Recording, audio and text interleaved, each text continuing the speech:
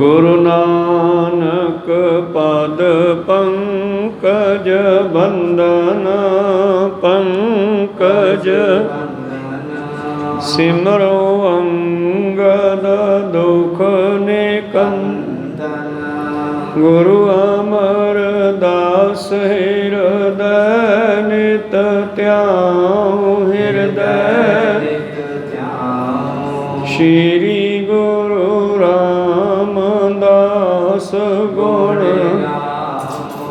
गुरु अर्जन विघ्नन के नाशक विघ्नन के नाशक। श्री हरि गोबिंद सुमत पर श्री हरि राय नमो कर जोरी नमो श्री हरि कृष्ण मनाऊं।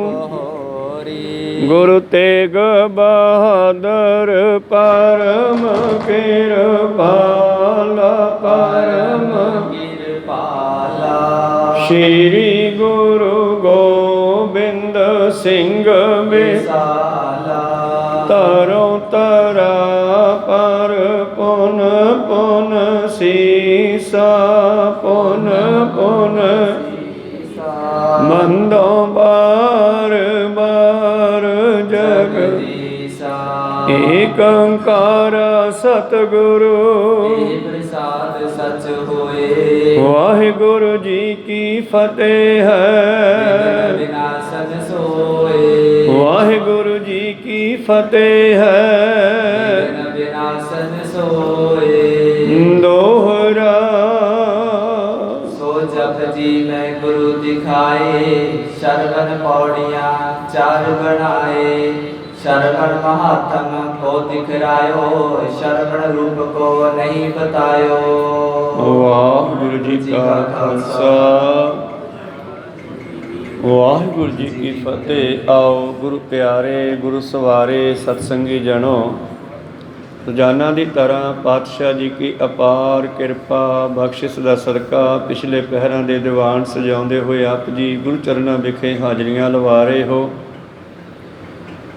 पिछले पहरां दे इतिहास की कथा विचार नाल जुड़ना करिए जी। भाई साहब भाई दया सिंह जी अध्यात्मक आत्मक विचारां बख्शिश कर रहे हैं। कुछ जपजी साहब जी विचों बख्शिश किया सरवण सुनना। सुनना कितना जरूरी है। सुनिया मनिया मन किया भाव तो अगे फिर चार पौड़ियाँ चलदियाँ मनण दियाँ। भाई साहब जी ने सरवण करन दा फल सरवण किवें करना है सरवण का की फायदा है ये सारा दसिया। पर सरवण का स्वरूप कोई नहीं। भाव जिस तरह साडा शरीर का रूप है ना सरवण का स्वरूप कोई नहीं बनता पर सरवण जरूरी है सुनना जरूरी है। जिस तरह दसवें पातशाह जी कहते कान सुने पहचान ना तिनस्यों। पहचान तां ही बनू जे कोई शरीर ते फोटो बनूगी। कान सुने पहचान ना तिनस्यों लिव लागी मोरी पग एनस्यों। मैं शब्द वो सरवण नाल जुड़िया होया हाँ सुनन नाल जुड़िया होया हाँ। वाहो वाहो बाणी निरंकार है बाणी ही परमेश्वर है। जिहड़े दुनिया रब नूं भालदी है ना वो समझ लैन के शब्द ही रब है शब्द ही परमेश्वर है। शब्द का ज्ञान साड़ी जिंदगी कन्वर्ट कर सकता है बदल सकता है तो ये परमेश्वर ही बदलता है। साधुआं की रसना तो शब्द ही चलता है। तो बाणी च लिखे है प्रभ जी बसे साध की रसना। उत्थे कोई शरीर करके तो बैठा नहीं उत्थे शब्द ही चलता है रसना ते ब्रह्म ज्ञानियों के नाम जपण वालियां दे। तो परमेश्वर के स्वरूप का पता लग्या आपां नूं बई वो शब्द है। बड़ी दुनिया भुलेखियां च पई हुई सी।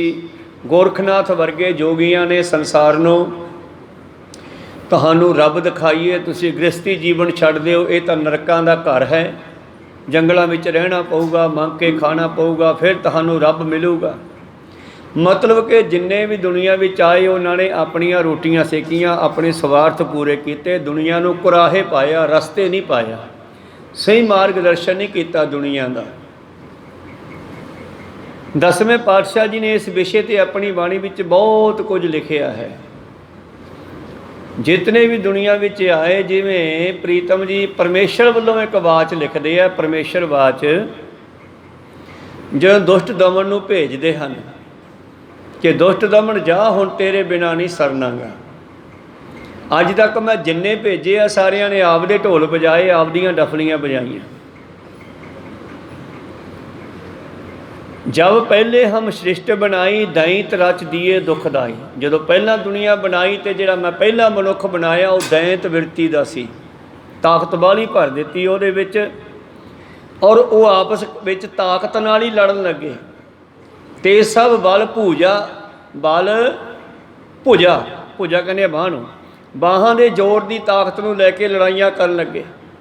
ਤੇ ਸਭ ਬਲ ਭੁਜਾ ਔਰ ਜਾਏ, ਮੈਨੂੰ ਉਹਨਾਂ 'ਤੇ ਗੁੱਸਾ ਆਇਆ। ਤੇ ਹਮ ਤਨਕ ਤਮਕ ਮੋ ਖਾਪੇ, ਤਿਨਕੀ ਠੌਰ ਦੇਵਤਾ ਥਾਪੇ। ਫਿਰ ਥੋੜ੍ਹੇ ਗਿਆਨਵਾਨ ਮੈਂ ਬੰਦੇ ਪੈਦਾ ਕੀਤੇ ਜਿਨ੍ਹਾਂ ਨੂੰ ਦੁਨੀਆ ਦੇਵਤੇ ਕਹਿ ਦਿੰਦੀ ਆ। ਉਹ ਵੀ ਮੇਰੇ ਬਾਰੇ ਦੱਸਣ ਦੀ ਬਜਾਏ ਆਪਦੀ ਪੂਜਾ ਕਰਾਉਣ ਲੱਗੇ। ਬ੍ਰਹਮ ਅਚੁੱਤ ਬ੍ਰਹਮ ਕਹਿਵਾਇਓ, ਸ਼ਿਵ ਕਹਿੰਦਾ ਮੈਂ ਰੱਬ ਹਾਂ, ਵਿਸ਼ਨੂੰ ਕਹਿੰਦਾ ਮੈਂ ਰੱਬ ਹਾਂ। ਇਹ ਜਿਹੜੇ ਦੇਵਤੇ ਬਣਾਏ ਇਹ ਵੀ ਆਪਣੇ ਆਪ ਨੂੰ ਰੱਬ ਕਹਿਣ ਲੱਗੇ। ਉਹਨਾਂ ਨੇ ਵੀ ਉਸ ਅਸਲੀ ਰੱਬ ਦੀ ਵਿਆਖਿਆ ਸੰਸਾਰ ਨੂੰ ਨਹੀਂ ਦੱਸੀ ਕਿ ਰੱਬ ਕੀ ਹੈ। ਇਸ ਕਰਕੇ ਲੋਕਾਂ ਨੂੰ ਲਾਲਚ ਦੇ ਦਿੱਤਾ ਗਿਆ, ਤੁਹਾਨੂੰ ਰੱਬ ਦਿਖਾਵਾਂਗੇ। ਅੱਜ ਵੀ ਬਹੁਤ ਸਾਰੇ ਡੇਰੇ ਇਹੋ ਜਿਹੇ ਆ ਜਿਹੜੇ ਕਹਿੰਦੇ ਤੁਹਾਨੂੰ ਰੱਬ ਦਿਖਾਵਾਂਗੇ, ਜਦੋਂ ਕਿ ਦਸਵੇਂ ਪਾਤਸ਼ਾਹ ਕਹਿੰਦੇ ਮੇਰੀ ਪਛਾਣ ਨਹੀਂ ਹੋਈ। ਤੇ ਪਛਾਣ ਤਾਂ ਹੀ ਹੋਊ ਜੀ ਉਹਦਾ ਕੋਈ ਸਰੀਰ ਹੋਊ, ਕੋਈ ਸਰੂਪ ਹੋਊ, ਕੋਈ ਫੋਟੋ ਹੋਊਗੀ। ਹੁਣ ਸ਼ਬਦ ਦੀ ਕਿਹੜੀ ਫੋਟੋ ਬਣਦੀ ਹੈ, ਲੇਕਿਨ ਆਪਾਂ ਸ਼ਬਦ ਤੋਂ ਕਿੰਨਾ ਕੰਮ ਲੈ ਰਹੇ ਹਾਂ। ਕਹੋ ਸਤਿਨਾਮ। ਦੁਕਾਨ ਤੋਂ ਸੌਦਾ ਲੈਣ ਲੱਗੇ ਵੀ ਸ਼ਬਦ ਵਰਤੋਗੇ ਤੁਸੀਂ, ਸ਼ਬਦ ਬਿਨਾਂ ਸੌਦਾ ਵੀ ਨਹੀਂ ਮਿਲਣਾ ਬਾਜ਼ਾਰ 'ਚੋਂ। ਤੁਹਾਨੂੰ ਦੁਕਾਨ 'ਤੇ ਜਾ ਕੇ ਖੜ੍ਹ ਜਿਓ, ਤੁਹਾਡਾ ਮੂੰਹ ਦੇਖ ਕੇ ਕੋਈ ਸੌਦਾ ਨਹੀਂ ਦੇਊਗਾ ਤੁਹਾਨੂੰ। ਇਸ ਕਰਕੇ ਸ਼ਬਦ ਹੀ ਪਰਮੇਸ਼ਰ ਹੈ, ਸ਼ਬਦ ਹੀ ਦੁਨੀਆ ਨੂੰ ਚਲਾ ਰਿਹਾ ਹੈ। ਹੁਕਮ ਦੇ ਵਿੱਚ ਸ਼ਬਦ ਹੀ ਵਰਤਦਾ ਹੈ। ਹੁਕਮੀ ਹੁਕਮ ਚਲਾਏ ਰਾਹੋ, ਨਾਨਕ ਬਿਗਸੈ ਵੇ ਪ੍ਰਵਾਹੋ। ਉਹ ਜਿਸ ਨੂੰ ਸੂਖਮ ਪਰਮੇਸ਼ਰ ਕਹਿੰਦੇ ਹਨ, ਉਹ ਸਾਡੇ ਸਾਰਿਆਂ ਦੇ ਵਿੱਚ ਸ਼ਬਦ ਬਣ ਕੇ ਵਰਤਿਆ ਹੋਇਆ। ਕੀੜੀ ਵਿੱਚ ਵੀ ਉਹ ਸ਼ਬਦ ਹੈ, ਹਾਥੀ ਵਿੱਚ ਵੀ ਉਹ ਸ਼ਬਦ ਹੈ, 84 ਲੱਖ ਜੂਨ ਵਿੱਚ ਉਹ ਸ਼ਬਦ ਬਣ ਕੇ ਵਰਤਿਆ ਹੋਇਆ। ਇਸ ਕਰਕੇ ਸਤਿਗੁਰਾਂ ਨੇ ਬੜੀ ਕਿਰਪਾ ਕੀਤੀ, ਸਾਡਾ ਸਹੀ ਮਾਰਗ ਦਰਸ਼ਨ ਕੀਤਾ। ਹਸੰਦਿਆਂ ਖਿਲੰਦਿਆਂ ਪਹਿਨੰਦਿਆਂ ਖਾਵੰਦਿਆਂ, ਵਿੱਚੇ ਹੋਵੇ ਮੁਕਤ ਨਾਨਕ ਸਤਿਗੁਰ ਭੇਟਿਆ, ਐਸੀ ਹੋਵੇ ਜੁਗਤ। ਸਾਨੂੰ ਉਹਨਾਂ ਗੋਰਖਨਾਥ ਵਰਗਿਆਂ ਦੇ ਹੱਠ ਜੋਗ ਤੋਂ ਬਚਾ ਕੇ ਘਰੇ ਬਿਠਾਇਆ। ਗ੍ਰਸਤੀ ਜੀਵਨ ਵਿੱਚ ਰਹਿੰਦਿਆਂ ਹੋਇਆਂ ਕਿਰਤ ਕਰੋ, ਨਾਮ ਜਪੋ, ਵੰਡ ਛਕੋ ਦਾ ਨਾਅਰਾ ਦਿੱਤਾ। ਇਸ ਤਰ੍ਹਾਂ ਸਤਿਗੁਰਾਂ ਨੇ ਬੜੀ ਕਿਰਪਾ ਕੀਤੀ ਆ। ਤੇ ਜਪਜੀ ਸਾਹਿਬ ਜੋ ਬ੍ਰਹਮ ਗਿਆਨ ਦੀ ਬਾਣੀ ਹੈ, ਜਪਜੀ ਸਾਹਿਬ ਦੇ ਵਿੱਚ ਸਰਵਣ ਦੀਆਂ 4 ਪੌੜੀਆਂ ਉਚਾਰ ਕੇ ਸਾਨੂੰ ਦੱਸਿਆ ਕਿ ਸੁਣਨ ਦੇ ਨਾਲ ਕੀ ਹੋ ਸਕਦਾ। ਤੇ ਫਿਰ ਅੱਗੇ ਜੇ ਮੰਨ ਲਈਏ ਉਹਨਾਂ 4 ਪੌੜੀਆਂ ਵਿੱਚ ਸਤਿਗੁਰੂ ਕੀ ਕਹਿੰਦੇ ਹਨ ਜਪਜੀ ਸਾਹਿਬ ਦੇ ਰਾਹੀਂ, ਆਓ ਅੱਗੇ ਆਰੰਭ ਕਰਕੇ ਸਰਵਣ ਕਰਦੇ ਹਾਂ। ਉਸ ਤੋਂ ਪਹਿਲਾਂ ਆਪਣੀਆਂ ਤੇ ਦਾਸਾਂ ਦੀਆਂ ਗੁਰੂ ਚਰਨਾਂ ਵਿੱਚ ਲਵਾਓ ਹਾਜ਼ਰੀਆਂ। ਗੁਰੂ ਕਾ ਬਖਸ਼ਿਆ ਫਤਿਹ ਦਾ ਨਾਅਰਾ ਕਰੋ ਬੁਲੰਦ ਗੱਜ ਕੇ ਆਖੋ ਜੀ, ਵਾਹਿਗੁਰੂ ਜੀ ਕਾ ਖਾਲਸਾ ਵਾਹਿਗੁਰੂ ਜੀ ਕੀ ਫਤਿਹ। ਦੋਹਰਾ ਸੋ ਜਪ ਜੀ ਮੈਂ ਗੁਰੂ ਦਿਖਾਏ, ਸਰਵਣ ਪੌੜੀਆਂ 4 ਬਣਾਏ। ਤੋ ਜਿਹੜਾ ਪਰਮੇਸ਼ਰ ਦਾ ਗਿਆਨ ਹੈ, ਸਰਵਣ ਦਾ ਗਿਆਨ ਹੈ, ਸੁਣਨ ਦਾ ਜਿਹੜਾ ਗਿਆਨ ਹੈ, ਗੁਰੂ ਸਾਹਿਬ ਨੇ ਜਪਜੀ ਵਿੱਚ, ਸ਼੍ਰੀ ਜਪਜੀ ਸਾਹਿਬ ਵਿੱਚ 4 ਪੌੜੀਆਂ ਲਿਖ ਕੇ ਸਾਨੂੰ ਗਿਆਨ ਕੀਤਾ ਜੀ। ਸਰਵਣ ਮਹਾਤਮ ਕੋ ਦਿਖਰਾਇਓ, ਸਰਵਣ ਰੂਪ ਕੋ ਨਹੀਂ ਬਤਾਇਓ। ਸੁਣਨ ਦਾ ਮਹਾਤਮ ਦੱਸਿਆ। ਸੁਣਿਆ ਸਿੱਧ ਪੀਰ ਸੁਰਨਾਥ, ਸੁਣਿਆ ਧਰਤ ਧਵਲੇ ਆਕਾਸ, ਸੁਣਿਆ ਦੀਪ ਲੋ ਪਾਤਾਲ, ਸੁਣਿਆ ਪੋਹੇ ਨ ਸਕੈ ਕਾਲ। ਜਿਨ੍ਹਾਂ ਨੇ ਉਸ ਨੂੰ ਸਰਵਣ ਕੀਤਾ ਉਹਨੂੰ ਮੌਤ ਵੀ ਨਹੀਂ ਮਾਰ ਸਕਦੀ। ਬਾਬਾ ਦੀਪ ਸਿੰਘ ਜੀ ਸਪਸ਼ਟ ਹੈ ਸਾਡੇ ਸਾਹਮਣੇ ਇਤਿਹਾਸ ਹੈ ਕਿ ਜਿਨ੍ਹਾਂ ਨੇ ਸੁਣਿਆ ਉਹਨਾਂ ਨੂੰ ਕਾਲ ਵੀ ਨੇੜੇ ਨਹੀਂ ਆ ਸਕਦਾ ਆਪਦੀ ਮਰਜ਼ੀ ਨਾਲ। ਕਹੋ ਸਤਿਨਾਮ। ਭਾਈ ਮਹਾ ਸਿੰਘ ਦੇ ਕੋਲੋਂ ਮੌਤ ਹੋ ਕੇ ਮੁੜਦੀ ਰਹੀ ਹੈ, ਕਿਉਂਕਿ ਉਹਦਾ ਧਿਆਨ ਗੁਰੂ ਗੋਬਿੰਦ ਸਿੰਘ ਜੀ ਦੇ ਚਰਨਾਂ 'ਚ ਪਿਆ। ਜਿੰਨਾ ਚਿਰ ਗੁਰੂ ਸਾਹਿਬ ਮੈਨੂੰ ਮਿਲਦੇ ਨਹੀਂ ਮੈਂ ਸਰੀਰ ਨਹੀਂ ਛੱਡੂੰਗਾ। ਜਦੋਂ ਕਿ ਬਹੁਤ ਵੱਡੇ ਜ਼ਖਮੀ ਆ, ਉਹ ਵੀ ਬਹੁਤ ਸਾਰੇ ਸਾਥੀ ਉਹਨਾਂ ਦੇ ਜਿਹੜੇ ਸ਼ਹੀਦ ਹੋ ਚੁੱਕੇ ਨੇ, ਪਰ ਮਹਾ ਸਿੰਘ ਦਾ ਧਿਆਨ ਗੁਰੂ ਸਾਹਿਬ ਦੇ ਚਰਨਾਂ ਦੇ ਵਿੱਚ ਪਿਆ ਹੈ। ਇਸ ਕਰਕੇ ਉਹਨਾਂ ਨੂੰ ਮੌਤ ਵੀ ਮਿਲਣ ਤੋਂ ਪਹਿਲਾਂ ਲਿਜਾ ਨਹੀਂ ਸਕੀ। ਕਹੋ ਸਤਿਨਾਮ। ਮਾਰ ਨਹੀਂ ਸਕੀ। ਸੁਣਿਆ ਪੋਹੇ ਨ ਸਕੈ ਕਾਲ, ਨਾਨਕ ਭਗਤਾਂ ਸਦਾ ਵਿਗਾਸ ਸੁਣਿਆ ਦੁਖ ਪਾਪ ਕਾ ਨਾਸ। ਮਤਲਬ ਸਰਵਣ ਦਾ ਸੁਣਨ ਦਾ ਮਹਾਤਮ ਕਿੰਨਾ ਹੈ, ਇਹ ਸਤਿਗੁਰ ਨੇ ਜਪਜੀ ਸਾਹਿਬ ਵਿੱਚ ਦੱਸਣਾ ਕੀਤਾ ਹੈ। ਪਰ ਸਰਵਣ ਦਾ ਰੂਪ ਕੋਈ ਨਹੀਂ ਬਣਦਾਗਾ, ਇਹ ਨਾਲ ਗੱਲ ਹੈ। ਅਨੁਭਵ ਪ੍ਰਕਾਸ਼, ਅਨੁਭਵ ਹੋ ਸਕਦਾ ਹੈ। ਪ੍ਰਕਾਸ਼ ਦਾ ਮਤਲਬ ਅਨੁਭਵ ਦੇ ਵਿੱਚ ਗਿਆਨ ਪੈਦਾ ਹੋਊਗਾ। ਆ ਕਿਤਨੇ ਵੀ ਡਾਕਟਰ ਹਨ, ਉਹਨਾਂ ਨੇ ਸਿੱਖਿਆ, ਕਿਤਾਬਾਂ ਪੜ੍ਹੀਆਂ, ਸ਼ਬਦ ਪੜ੍ਹੇ ਦਵਾਈਆਂ ਦੇ, ਔਰ ਉਹਨਾਂ ਦਵਾਈਆਂ ਦੇ ਬਾਰੇ ਉਹਨਾਂ ਦੇ ਦਿਮਾਗ ਦੇ ਵਿੱਚ ਹੀ ਸਾਰੀਆਂ ਲਿਖਤਾਂ ਚੜ੍ਹ ਗਈਆਂ। ਕੋਈ ਸਤਨਾਮ, ਤੁਸੀਂ ਦਵਾਈ ਮੰਗਦੇ ਹੋ, ਤੁਸੀਂ ਬਿਮਾਰੀ ਦੱਸਦੇ ਹੋ, ਤੁਰੰਤ ਉਹਨਾਂ ਦਾ ਦਿਮਾਗ ਉੱਥੇ ਚਲਿਆ ਜਾਂਦਾ ਕਿਹੜੀ ਦਵਾਈ ਉਸ ਬਿਮਾਰੀ ਦੀ ਆ। ਭਾਵ ਸ਼ਬਦ ਹੀ ਕੰਮ ਕਰ ਰਹੇ ਆ ਸਾਰਿਆਂ ਦੇ ਵਿੱਚ। ਇੱਕ ਸ਼ਬਦ ਪਰਮੇਸ਼ਰ ਸਰੂਪ ਸ਼ਬਦ ਜਿਹੜਾ ਹੈ ਕਿੰਨੇ ਕੰਮ ਕਰਦਾ ਹੈ ਸ੍ਰਿਸ਼ਟੀ ਦੇ, ਕਿੰਨੇ ਕੰਮ ਹੈ ਦੁਨੀਆ ਦੇ। ਸਾਰੇ ਸ਼ਬਦ ਚਲਾ ਰਹੇ ਆ। ਹੁਕਮੀ ਹੁਕਮ ਚਲਾਏ ਰਾਹ, ਨਾਨਕ ਬਿਗਸੈ ਵੇ ਪ੍ਰਵਾਹੋ। ਉਹ ਹੁਕਮੀ ਪਰਮੇਸ਼ਰ ਜਿਹੜਾ ਆਪਣੇ ਹੁਕਮ ਦੇ ਨਾਲ ਹੀ ਸਾਰੀ ਸ੍ਰਿਸ਼ਟੀ ਨੂੰ ਚਲਾ ਰਿਹਾ। ਦੇਖੋ ਸ਼ਬਦ ਹੋ ਕੇ, ਸ਼ਬਦ ਦੀ ਕਿੰਨੀ ਮਹਿਮਾ ਲਿਖੀ। ਸ਼ਬਦ ਗੁਰ ਪੀਰਾ, ਸ਼ਬਦ ਹੀ ਗੁਰੂ ਹੈ, ਸ਼ਬਦ ਹੀ ਪਰਮੇਸ਼ਰ ਹੈ, ਸ਼ਬਦ ਹੀ ਪੀਰ ਹੈ। ਸ਼ਬਦ ਗੁਰ ਪੀਰਾ ਗਹਿਰ ਗੰਭੀਰਾ, ਤੇ ਜਿਨ੍ਹਾਂ ਨੂੰ ਸ਼ਬਦ ਦਾ ਪਤਾ ਨਹੀਂ, ਬਿਨ ਸ਼ਬਦ ਹੈ ਜਗ ਬੌਰਾਣ। ਜਿਨ੍ਹਾਂ ਨੇ ਸ਼ਬਦ ਨੂੰ ਨਹੀਂ ਸਮਝਿਆ ਉਹ ਕਮਲੇ ਹਨ, ਬੌਰੇ ਹਨ। ਬਿਨ ਸ਼ਬਦ ਹੈ ਜਗ ਬੌਰਾਣ, ਸ਼ਬਦ ਨਾ ਜਾਣੈ ਸੇ ਅੰਨੇ ਬੋਲੇ, ਸੇ ਕਿਤੇ ਆਏ ਸੰਸਾਰਾ। ਇਸ ਕਰਕੇ ਸ਼ਬਦ ਦੀ ਮਹਿਮਾ ਸਤਿਗੁਰਾਂ ਨੇ ਦਿੱਤੀ, ਭਗਤਾਂ ਨੇ ਦਿੱਤੀ। ਨਹੀਂ ਤਾਂ ਪਹਿਲਾਂ ਦੁਨੀਆ ਕਰਮਕਾਂਡਾਂ ਵਿੱਚ ਪਈ ਹੋਈ ਸੀ, ਪਰਮੇਸ਼ਰ ਦੇ ਬਾਰੇ ਪਤਾ ਹੀ ਨਹੀਂ ਸੀ। ਪਰ ਦੁਨੀਆ ਨੂੰ ਰੱਬ ਦਿਖਾਉਣ ਦਾ ਲਾਲਚ ਦੇ ਕਰਕੇ ਉਹਨਾਂ ਦਾ ਸ਼ੋਸ਼ਣ ਕੀਤਾ ਜਾ ਰਿਹਾ ਸੀ, ਲੁੱਟਿਆ ਜਾ ਰਿਹਾ ਸੀ। ਗੁਰੂ ਸਾਹਿਬ ਨੇ ਜਦੋਂ ਆ ਕੇ ਸੱਚ ਦੱਸਿਆ, ਇਸੇ ਕਰਕੇ ਸੱਚ ਦੇ ਐਂਟੀ ਦੁਨੀਆ ਹੁੰਦੀ ਆਈ ਆ। ਜਦੋਂ ਭਗਤਾਂ ਨੇ ਸੱਚ ਬੋਲਿਆ ਤੇ ਮੌਕੇ ਦੇ ਧਰਮ ਦੇ ਮੁਖੀ ਬ੍ਰਾਹਮਣਾਂ ਨੇ ਉਹਨਾਂ ਦਾ ਜਿਹੜਾ ਹੈ ਗੁਰੂ ਪਿਆਰਿਓ ਵਿਰੋਧ ਕੀਤਾ। ਇੱਥੋਂ ਤੱਕ ਕਿ ਉਹਨਾਂ ਨੂੰ ਸੱਚ ਬੋਲਣ ਤੋਂ ਰੋਕਣ ਦੇ ਲਈ ਰਾਜਿਆਂ ਕੋਲੇ ਇਹ ਕਿਹਾ ਬਈ ਇਹ ਸ਼ੂਦਰ ਹੈ, ਇਹਨਾਂ ਨੂੰ ਭਗਤੀ ਕਰਨ ਦਾ ਹੱਕ ਨਹੀਂ ਹੈ। ਇਹ ਨਹੀਂ ਕਿਹਾ ਵੀ ਇਹ ਸੱਚ ਬੋਲਦੇ ਆ, ਬੰਦ ਕੀਤੇ ਜਾਣ। ਬੰਦ ਕਰਾਉਣ ਵਾਸਤੇ ਕਿਹਾ ਵੀ ਇਹਨਾਂ ਨੂੰ ਭਗਤੀ ਕਰਨ ਦਾ ਹੱਕ ਨਹੀਂ, ਇਹਨਾਂ ਦੀ ਨੀਚ ਜਾਤ ਹੈ, ਪ੍ਰਮਾਣ ਨਹੀਂ ਕਰਦਾ ਪਰਮੇਸ਼ਰ, ਇਹਨਾਂ ਨੂੰ ਪ੍ਰਵਾਨ ਨਹੀਂ ਕਰਦਾ, ਇਹਨਾਂ ਨੂੰ ਬੰਦ ਕੀਤਾ ਜਾਵੇ। ਕੁਝ ਸਮੇਂ ਲਈ ਰਾਜਿਆਂ ਨੇ ਵੀ ਬ੍ਰਾਹਮਣਾਂ ਦਾ, ਹਿੰਦੂਆਂ ਦਾ ਸਾਥ ਦਿੱਤਾ, ਉਹਨਾਂ ਦਾ ਜਿਹੜੇ ਆਪਣੇ ਆਪ ਨੂੰ ਧਰਮ ਦੇ ਮੁਖੀ ਕਹਾਉਂਦੇ ਸਨ। ਪਰ ਜਦੋਂ ਰਾਜਿਆਂ ਨੂੰ ਵੀ ਗਿਆਨ ਹੋ ਗਿਆ ਤੇ ਉਹਨਾਂ ਨੇ ਫਿਰ ਭਗਤਾਂ ਦਾ ਸਾਥ ਦਿੱਤਾ। ਰਾਣੀ ਮੀਰਾਂ ਬਾਈ ਹੋਈ, ਰਾਣੀ ਝਾਲਾ ਬਾਈ ਹੋਈ, ਮਾਰਵਾੜ ਦੇ ਰਾਜੇ। ਤਾਂ ਇਸ ਤਰ੍ਹਾਂ ਗੁਰੂ ਪਿਆਰਿਓ ਫਿਰ ਰਾਜਿਆਂ ਨੂੰ ਅਕਲ ਆਈ। ਅਕਬਰ ਬਾਦਸ਼ਾਹ ਨੂੰ ਤੀਜੇ ਪਾਤਸ਼ਾਹ ਦੇ ਕੋਲੋਂ ਗਿਆਨ ਪ੍ਰਾਪਤ ਹੋਇਆ ਤੇ ਉਹਨੂੰ ਪਤਾ ਲੱਗਿਆ ਵੀ ਸੱਚ ਕੀ ਹੈ। ਅਸਲ ਵਿੱਚ ਦੁਨੀਆ ਨੂੰ ਲੁੱਟਿਆ ਜਾ ਰਿਹਾ ਹੈ ਧਰਮ ਦਾ ਮਖੌਟਾ ਬਣਾ ਕਰਕੇ। ਗੁਰੂ ਪਾਤਸ਼ਾਹ ਜੀ ਕਹਿੰਦੇ ਹਨ, ਸੋ ਘਟ ਰੂਪ ਪ੍ਰਗਟ ਦਿਖਰਾਏ, ਸਿੱਖ ਮੁਖੀ ਕੋ ਸਮਝਾਏ। ਤੋ ਉਹ ਸਰਵਣ ਕਰਨ ਦੇ 6 ਪੁਆਇੰਟ ਧੰਨ ਧੰਨ ਸ੍ਰੀ ਗੁਰੂ ਨਾਨਕ ਦੇਵ ਮਹਾਰਾਜ ਜੀ ਨੇ ਜਪਜੀ ਸਾਹਿਬ ਦੇ ਵਿੱਚ ਉਹਨਾਂ ਸਿੱਖਾਂ ਲਈ ਲਿਖ ਦਿੱਤੇ ਜਿਹੜੇ ਮੁਕਤੀ ਦੀ ਇੱਛਾ ਰੱਖਦੇ ਆ। ਜਿਨ੍ਹਾਂ ਨੂੰ ਇੱਛਾ ਨਾ ਕਿ ਅਸੀਂ ਮੁਕਤ ਹੋਈਏ, ਸਾਨੂੰ ਕਿਤੇ ਜਾਣ ਦੀ ਲੋੜ ਨਹੀਂ, ਜਪਜੀ ਸਾਹਿਬ ਨੂੰ ਲਗਾਤਾਰ ਪਾਠ ਕਰਨਾ ਸ਼ੁਰੂ ਕਰ ਦਿਓ। ਕੋਈ ਸਤਨਾਮ। ਕਿਉਂਕਿ ਲਗਾਤਾਰ ਪਾਠ ਕਰਨ ਦਾ, ਨਿਤਨੇਮ ਕਰਨ ਦਾ ਕੀ ਮਤਲਬ ਹੈ? ਅੱਜ ਹੋਰ ਕੱਲ੍ਹ ਹੋਰ, ਤੁਹਾਨੂੰ ਹੌਲੀ ਹੌਲੀ ਉਹਦੇ ਵਿੱਚੋਂ ਗਿਆਨ ਹੋਣਾ ਸ਼ੁਰੂ ਹੋ ਜਾਊਗਾ। ਜਪਜੀ ਸਾਹਿਬ ਬ੍ਰਹਮ ਗਿਆਨ ਦੀ ਬਾਣੀ ਹੈ। ਜਾਪ ਸਾਹਿਬ ਪਰਮੇਸ਼ਰ ਦੀ ਸਿਫਤ ਹੈ। ਚੌਪੀ ਸਾਹਿਬ ਦੇ ਵਿੱਚ ਬੇਨਤੀ ਕਰਨ ਦੇ ਢੰਗ ਹਨ, ਔਰ ਸਵਈਆਂ ਦੇ ਵਿੱਚ ਮੋਹ ਮਮਤਾ ਵਿਸ਼ੇ ਵਿਕਾਰਾਂ ਕਰਮ ਕਾਂਡਾਂ ਪਖੰਡਾਂ ਤੋਂ ਬਾਹਰ ਕੱਢਿਆ ਗਿਆ। ਸ਼ਰਾਬਗ ਸੁਧ ਸਮੂਹ ਸਿਧਾਨ ਕਹਿ ਦੇਖ ਫਿਰਿਓ ਕਰ ਜੋਗ ਜਤੀ ਕੇ, ਸੂਰ ਸੁਰਾਰਦਨ ਸੁਧ ਸੁਧਾਰਕ ਸੰਤ ਸਮੂਹ ਅਨੇਕ ਮਤੀ ਕੇ, ਸਾਰੇ ਦੇਸ਼ ਕੋ ਦੇਖ ਰਹੇ ਹੋ ਮਤ ਕੋ ਨਾ ਦੇਖੀਏ ਪ੍ਰਾਨ ਪਤੀ ਕੇ। ਇਸ ਪ੍ਰਾਣਾਂ ਦੇ ਪ੍ਰਤੀ ਮਾਲਕ ਨਾਲ ਕੋਈ ਨਹੀਂ ਜੁੜਿਆ ਹੋਇਆ, ਸਾਰੇ ਕਰਮ ਕਾਂਡਾਂ ਪਖੰਡਾਂ 'ਚ ਫਸੇ ਹੋਏ ਆ।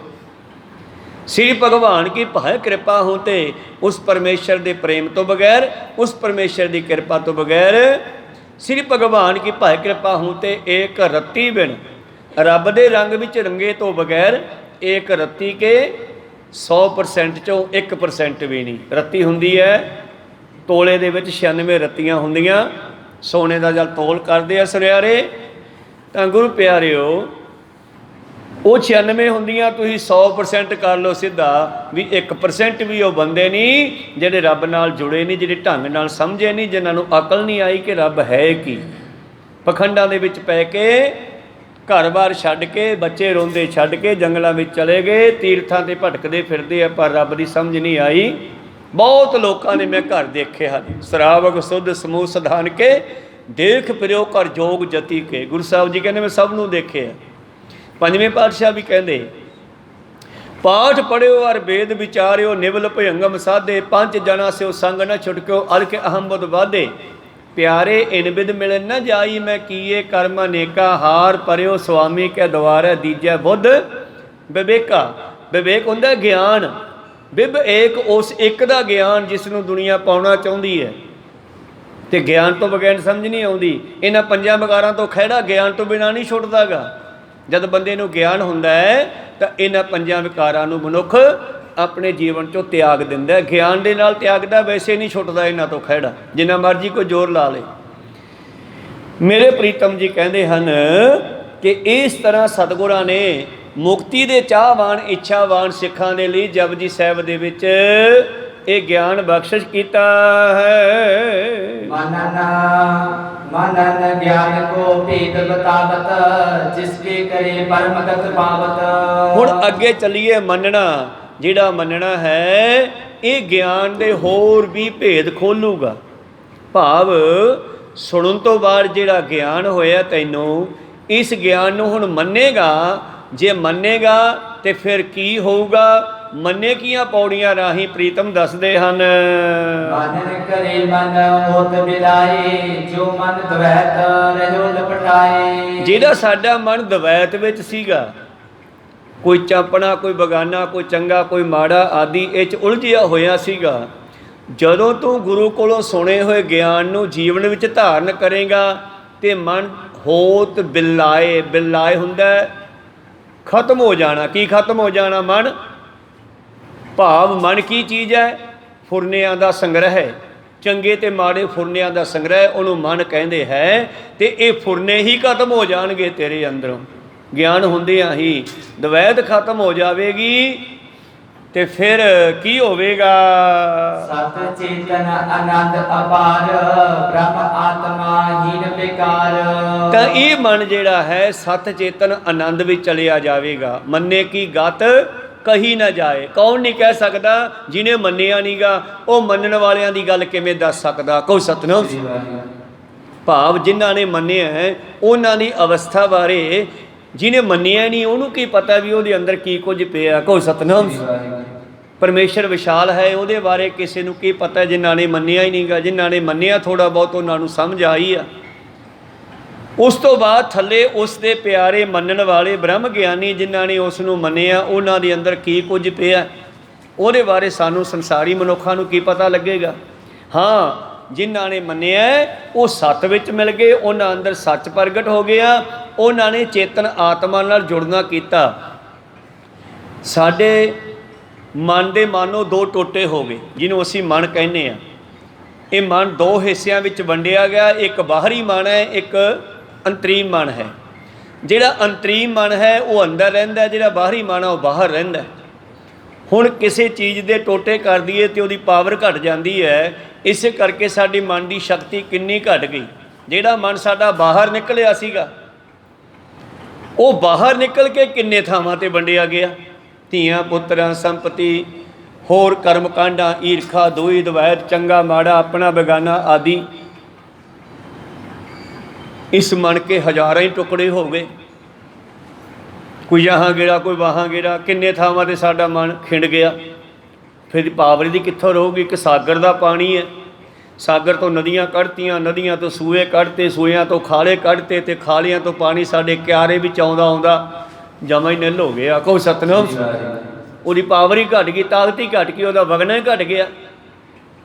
ਜਿੰਨਾ ਉਹ ਸਮੁੰਦਰ ਵਿੱਚ ਵਗਦਾ ਸੀ, ਨਦੀ ਵਿੱਚ ਵਗਦਾ ਸੀ, ਖੇਤ ਵਿੱਚ ਪੈ ਕੇ ਉਹਨਾਂ ਨਹੀਂ ਵਗਦਾ। ਇਸੇ ਤਰ੍ਹਾਂ ਹੀ ਸਾਡੇ ਮਨ ਦੀ ਪਾਵਰ ਘਟ ਗਈ। ਜਿੰਨਾ ਇਹ ਖਿੰਡਦਾ ਗਿਆ ਓਨਾ ਹੀ ਇਹਦੀ ਪਾਵਰ ਖਤਮ ਹੁੰਦੀ ਗਈ। ਤੇ ਸਿਮਰਨ ਕੀ ਹੈ? ਇਹਨੂੰ ਇਕੱਠਾ ਕਰਨਾ। ਕਹੋ ਸਤਿਨਾਮ। ਸਿਮਰਨ ਕੀ ਹੈ? ਪਰਮੇਸ਼ਰ ਦੀ ਯਾਦ ਵਿੱਚ ਆਪਣੇ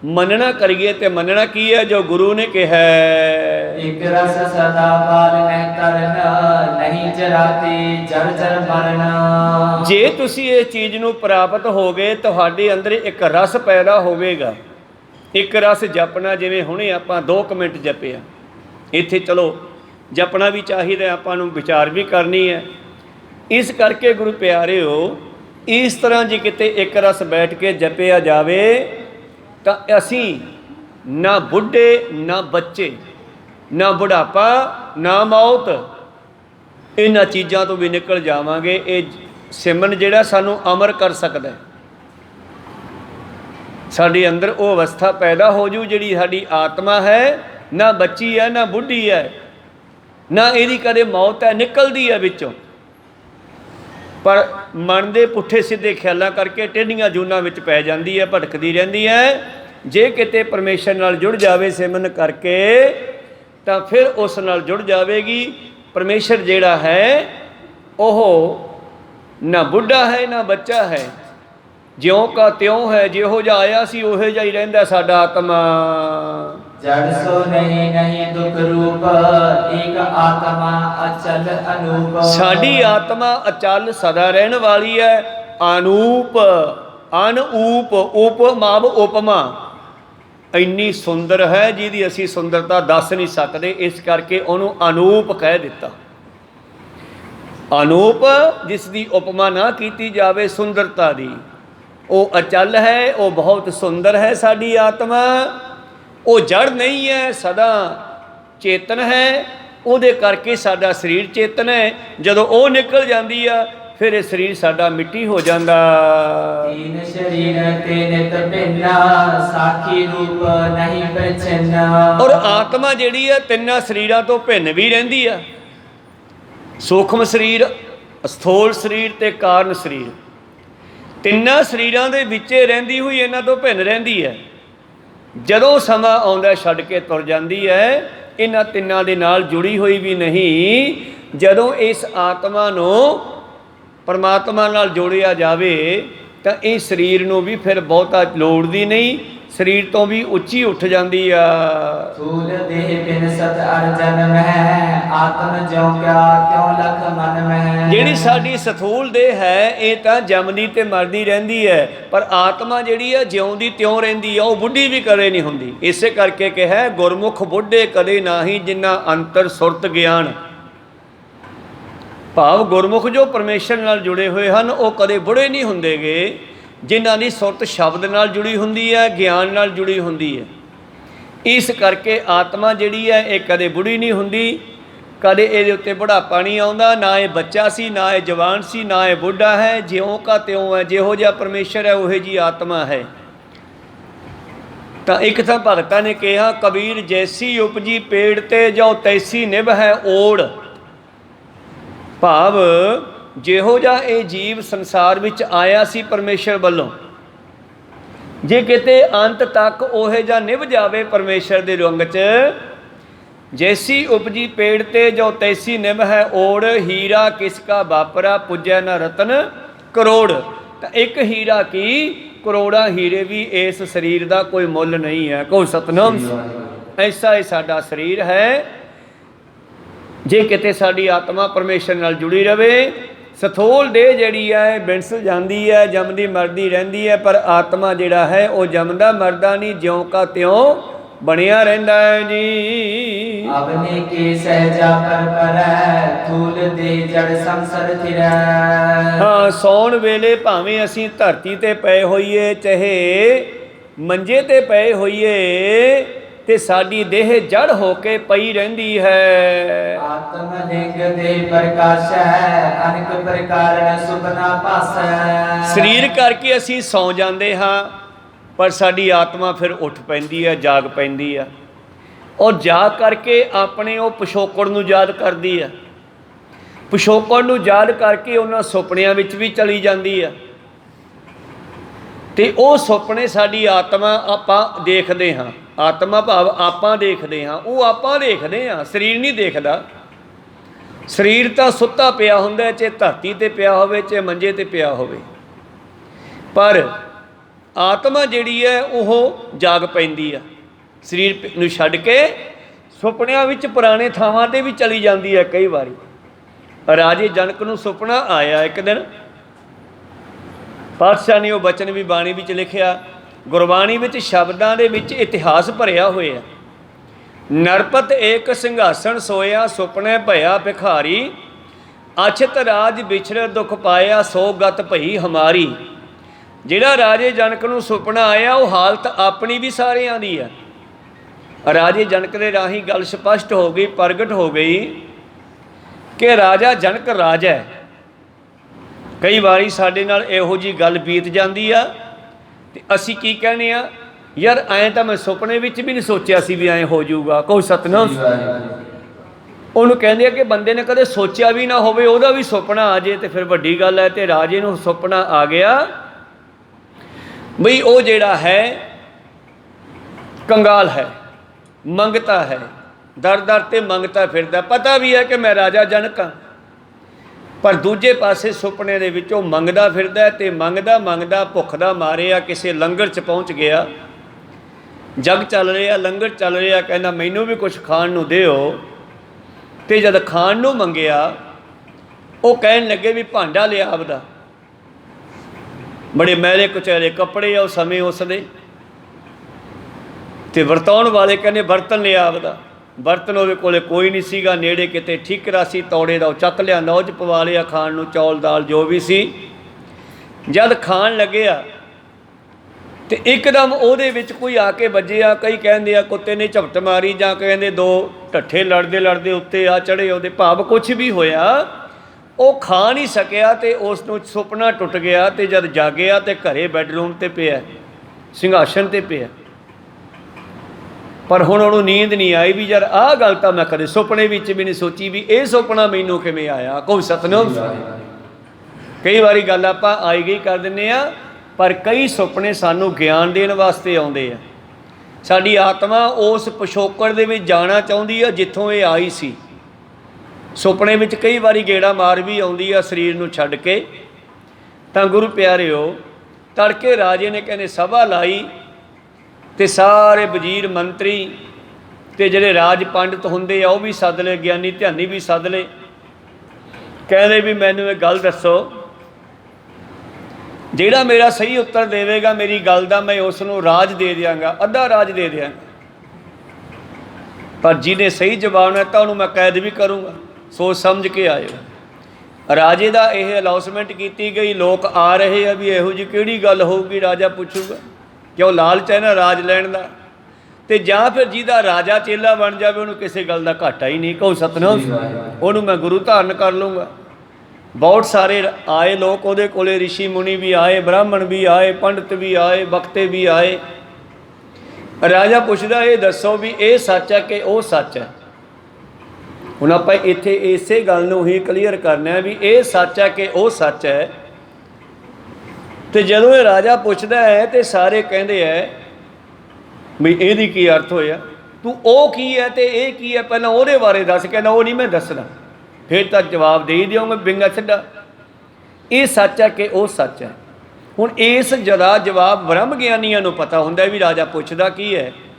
ਬਹੁਤ ਸਾਰੇ ਬਖਤੇ ਆਏ, ਵੇਦਾਂ ਦੇ ਬਖਤੇ, ਰਿਸ਼ੀ ਮੁਨੀ ਆਏ, ਪਰ ਕਿਸੇ ਨੂੰ ਉਸ ਦੀ ਗੱਲ ਦੀ ਸਮਝ ਨਾ ਆਵੇ ਤੇ ਰਾਜਾ ਸਭ ਨੂੰ ਸਾਈਡ 'ਤੇ ਕਰਕੇ ਬਿਠਾਈ ਜਾਵੇ, ਘਰੇ ਵੀ ਨਾ ਜਾਣ ਦੇਵੇ। ਉਸ ਇਲਾਕੇ ਦੇ ਵਿੱਚ ਇੱਕ ਰਿਸ਼ੀ ਰਹਿੰਦਾ ਹੈ ਅਸ਼ਟਾਵਕਰ। ਅਸ਼ਟਾਵਕਰ ਉਹਦਾ ਨਾਮ ਹੈ।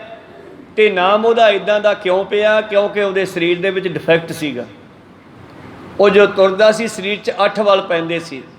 ਕਈ ਵਾਰੀ ਆਪਾਂ ਦੇਖਦੇ ਹਾਂ ਜੋ ਲੰਗੜੇ ਜਾਂ ਲੱਤ ਖਰਾਬ ਹੁੰਦੀ ਹੈ ਜਾਂ ਇੱਕ ਪਾਸਾ ਮਾਰਿਆ ਹੁੰਦਾ, ਐਂ ਵਿੰਗੇ ਟੇਢੇ ਹੋ ਕੇ ਤੁਰਦੇ ਆ, ਇੱਦਾਂ ਉਹ ਤੁਰਦਾ ਸੀਗਾ।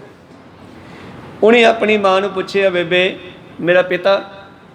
ਕਹਿੰਦੀ ਪੁੱਤਰ ਉਹ ਰਾਜੇ ਜਨਕ ਦੇ ਕੋਲ ਗਿਆ ਸੀਗਾ, ਪਤਾ ਨਹੀਂ ਉਹਨੇ ਕੀ ਸਵਾਲ ਪੁੱਛਣਾ, ਮੁੜ ਕੇ ਨਹੀਂ ਆਇਆ। ਕਹਿੰਦਾ ਮੈਂ ਜਾਣਾ, ਨਾਲੇ ਲੈ ਕੇ ਆਉਣਾ।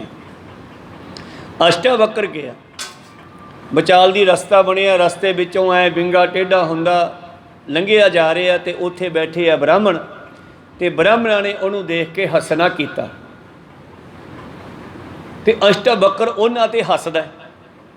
ਉਹ ਅਸ਼ਟਾਵਕਰ ਦੇ ਸਰੀਰ 'ਤੇ ਹੱਸਿਆ, ਅਸ਼ਟਾਵਕਰ ਉਹਨਾਂ ਦੀ ਅਗਿਆਨਤਾ 'ਤੇ ਹੱਸਦਾ ਹੈ ਤੇ ਟੱਪਦਾ ਟੱਪਦਾ ਸਿੱਧਾ ਰਾਜੇ ਕੋਲੇ ਪਹੁੰਚ ਗਿਆ ਤੇ ਰਾਜੇ ਨੂੰ ਜਾ ਕੇ ਕਹਿੰਦਾ, ਰਾਜਾ ਸਾਹਿਬ ਇਹ ਚਮਿਆਰਾਂ ਦੀ ਸਭਾ ਕਿਵੇਂ ਸੱਦੀ ਆ?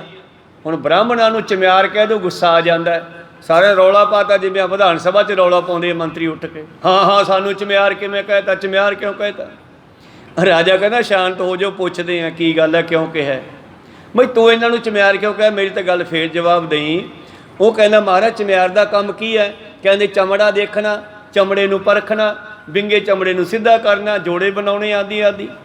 ਕਹਿੰਦੇ ਇਹਨਾਂ ਨੇ ਮੇਰਾ ਚਮੜਾ ਹੀ ਦੇਖਿਆ ਨਾ ਵਿੰਗਾ ਟੇਢਾ ਜਾ, ਇਹ ਤਾਂ ਨਹੀਂ ਵੇਖਿਆ ਵੀ ਇਹਦੇ ਅੰਦਰ ਕੀ ਹੋ ਸਕਦਾ। ਕੋਈ ਸਤਨਾਮ, ਇਹ ਚਮਿਆਰ ਨਹੀਂ ਤਾਂ ਹੋਰ ਕੀ ਆ?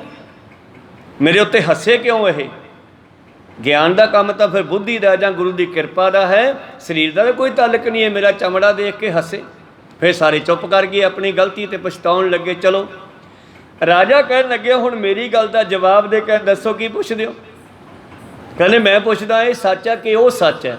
ਕਹਿੰਦਾ ਜੇ ਮੈਂ ਦੱਸਦਾ ਫਿਰ ਦੇਂਗਾ ਕੀ? ਕਹਿੰਦਾ ਅੱਧਾ ਰਾਜ। ਤੇ ਸਿੱਧੀ ਜੀ ਗੱਲ ਹੈ। ਅਸ਼ਟਾਵਕਰ ਕਹਿੰਦਾ ਵੀ ਰਾਜ ਤੇਰੇ ਬਾਪ ਦਾ, ਇਹ ਜਨਤਾ ਦਾ ਰਾਜ ਹੈ। ਤੈਨੂੰ ਸਿਆਣਾ ਬੰਦਾ ਸਮਝ ਕੇ ਗੱਦੀ ਤੇ ਬਿਠਾਇਆ, ਤਖਤ ਤੇ ਬਿਠਾਇਆ ਵੀ ਤੂੰ ਕੰਮ ਚਲਾ। ਅੱਜ ਵੀ ਤਾਂ ਮੰਤਰੀ ਜਿਹੜੇ ਕੁਰਸੀਆਂ ਤੇ ਬਹਿ ਕੇ ਆਪ ਦੀ ਸਮਝਣ ਲੱਗ ਜਾਂਦੇ ਆ, 5 ਸਾਲਾਂ ਬਾਅਦ ਆਪਾਂ ਫਿਰ ਬਦਲ ਦਿੰਦੇ ਆ। ਕਹੋ ਸਤਨਾਮ, ਚੱਲ ਬਈ ਤੂੰ ਕੰਮ ਦਾ ਨਹੀਂ ਹੈ। ਤੇ ਰਾਜੇ ਜਨਕ ਨੇ ਕਿਹਾ ਅੱਧਾ ਰਾਜ ਦੇ ਦੂੰਗਾ। ਅਸ਼ਟਾਵਕਰ ਕਹਿੰਦਾ ਰਾਜ ਜਨਤਾ ਦਾ, ਤੇਰਾ ਨਹੀਂ। ਤੈਨੂੰ ਸਿਆਣਾ ਬੰਦਾ ਸਮਝ ਕੇ ਬਿਠਾਇਆ, ਇਹ ਮੈਂ ਨਹੀਂ ਲੈਣਾਗਾ। ਹੋਰ ਕੀ ਲਏਗਾ? ਕਹਿੰਦੇ ਹੋਰ ਤੇਰੇ ਕੋਲ ਹੈ ਕੀ, ਦੇ ਤੂੰ। ਕਹਿੰਦਾ ਮੈਂ ਤਣ ਦੇ ਦੂੰਗਾ। ਫਿਰ ਤਣ ਤਾਂ ਮੇਰਾ। ਕਹਿੰਦੇ ਇਹ ਵੀ ਤੇਰਾ ਨਹੀਂ, ਇਹਦੇ ਨਾਲ ਤੇਰੀਆਂ ਰਾਣੀਆਂ, ਤੇਰਾ ਪਰਿਵਾਰ, ਤੇਰੇ ਬਾਲ ਬੱਚੇ ਜੁੜੇ ਹੋਏ ਨੇ, ਇਸ ਕਰਕੇ ਇਹ ਵੀ ਮੈਂ ਲੈ ਨਹੀਂ ਸਕਦਾ। ਅੱਧਾ ਮੈਂ ਲੈ ਨਹੀਂ ਸਕਦਾਗਾ। ਜੇ ਸਾਰਾ ਦੇਣਾ ਤਾਂ ਰਾਣੀਆਂ ਨੂੰ ਪੁੱਛ ਕੇ ਆ ਵੀ ਮੈਨੂੰ ਇੱਕ ਸਾਧ ਲੈ ਕੇ ਜਾਂਦਾ, ਵਗ ਜਾ। ਰਾਜਾ ਜਨਕ ਸੋਚਾਂ 'ਚ ਵੀ ਪੈ ਗਿਆ ਤੇ ਇਹ ਵੀ ਗੱਲ ਮੰਨ ਲਈ ਵੀ ਇਹਦੇ ਕੋਲ ਜ਼ਰੂਰ ਕੋਈ ਮੇਰੀ ਗੱਲ ਦਾ ਹੱਲ ਹੋਊਗਾ ਲਾਜ਼ਮੀ। ਘਰੇ ਗਿਆ, ਰਾਣੀਆਂ ਨੂੰ ਕਹਿੰਦਾ ਕਈ ਦਿਨ ਹੋ ਗਏ ਸਵਾਲ ਪੁੱਛਦੀਆਂ, ਸਮਝ ਨਹੀਂ ਆਈ, ਅੱਜ ਇੱਕ ਸਾਧ ਆਇਆ। ਉਹ ਕਹਿੰਦਾ ਵੀ ਮੈਨੂੰ ਦੇਂਗਾ ਕੀ ਜੇ ਮੈਂ ਤੈਨੂੰ ਦੱਸਾਂ? ਤੇ ਮੈਂ ਉਹਨੂੰ ਰਾਜ ਦੀ ਗੱਲ ਕੀਤੀ। ਤਨ ਮਨ ਧਨ ਤਿੰਨ ਚੀਜ਼ਾਂ ਮਨੁੱਖ ਦੇ ਕੋਲ। ਧਨ ਦੇਣਾ ਚਾਹਿਆ, ਧਨ ਕਹਿੰਦਾ ਜਨਤਾ ਦਾ ਮੈਂ ਲੈਣਾ ਨਹੀਂ। ਫਿਰ ਮੈਂ ਕਿਹਾ ਵੀ ਤਨ ਦੇ ਦੂੰਗਾ। ਰਾਣੀਆਂ ਕਹਿੰਦੀਆਂ ਅਸੀਂ ਕੀ ਕਰਾਂਗੇ, ਤੂੰ ਤਾਂ ਵਗ ਜਾਏਗਾ ਸਾਧ ਨਾਲ, ਨਹੀਂ ਜਾ ਸਕਦਾ। ਕਹਿੰਦਾ ਫਿਰ ਮੈਂ ਕੀ ਦੇਵਾਂ? ਫਿਰ ਘਰੋਂ ਸਲਾਹ ਕਰਕੇ ਆਇਆ ਵੀ ਮਨ ਦੇ ਦਿੰਨੇ ਆ। ਤੇ ਮਨ ਜਿਹੜਾ ਹੈ ਇਹਦੇ ਨਾਲ ਹੀ ਧਨ ਜੁੜਿਆ, ਇਹਦੇ ਨਾਲ ਹੀ ਤਨ ਜੁੜਿਆ, ਇਹਦੇ ਨਾਲ ਹੀ ਪਰਿਵਾਰ ਜੁੜਿਆ, ਇਹਦੇ ਨਾਲ ਹੀ ਸਾਰੀ ਸ੍ਰਿਸ਼ਟੀ ਜੁੜੀ ਹੋਈ ਆ। ਕੋਈ ਸਤਨਾਮ। ਆ ਕੇ ਕਹਿੰਦਾ ਮਹਾਰਾਜ ਫਿਰ ਮੈਂ ਤੁਹਾਨੂੰ ਮਨ ਦੇ ਦਿੰਨਾ। ਕਹਿਣ ਲੱਗਿਆ ਠੀਕ ਹੈ ਮਨ ਦੇ ਦੇ। ਆ ਚੋਲੀ ਪਾਣੀ ਦੀ ਭਰ ਕੇ ਸੰਕਲਪ ਕਰ ਵੀ ਮੈਂ ਮਨ ਦਿੱਤਾ ਅਸ਼ਟਾਵਕਰ ਨੂੰ। ਕਹਿੰਦੇ ਜੀ ਠੀਕ ਆ।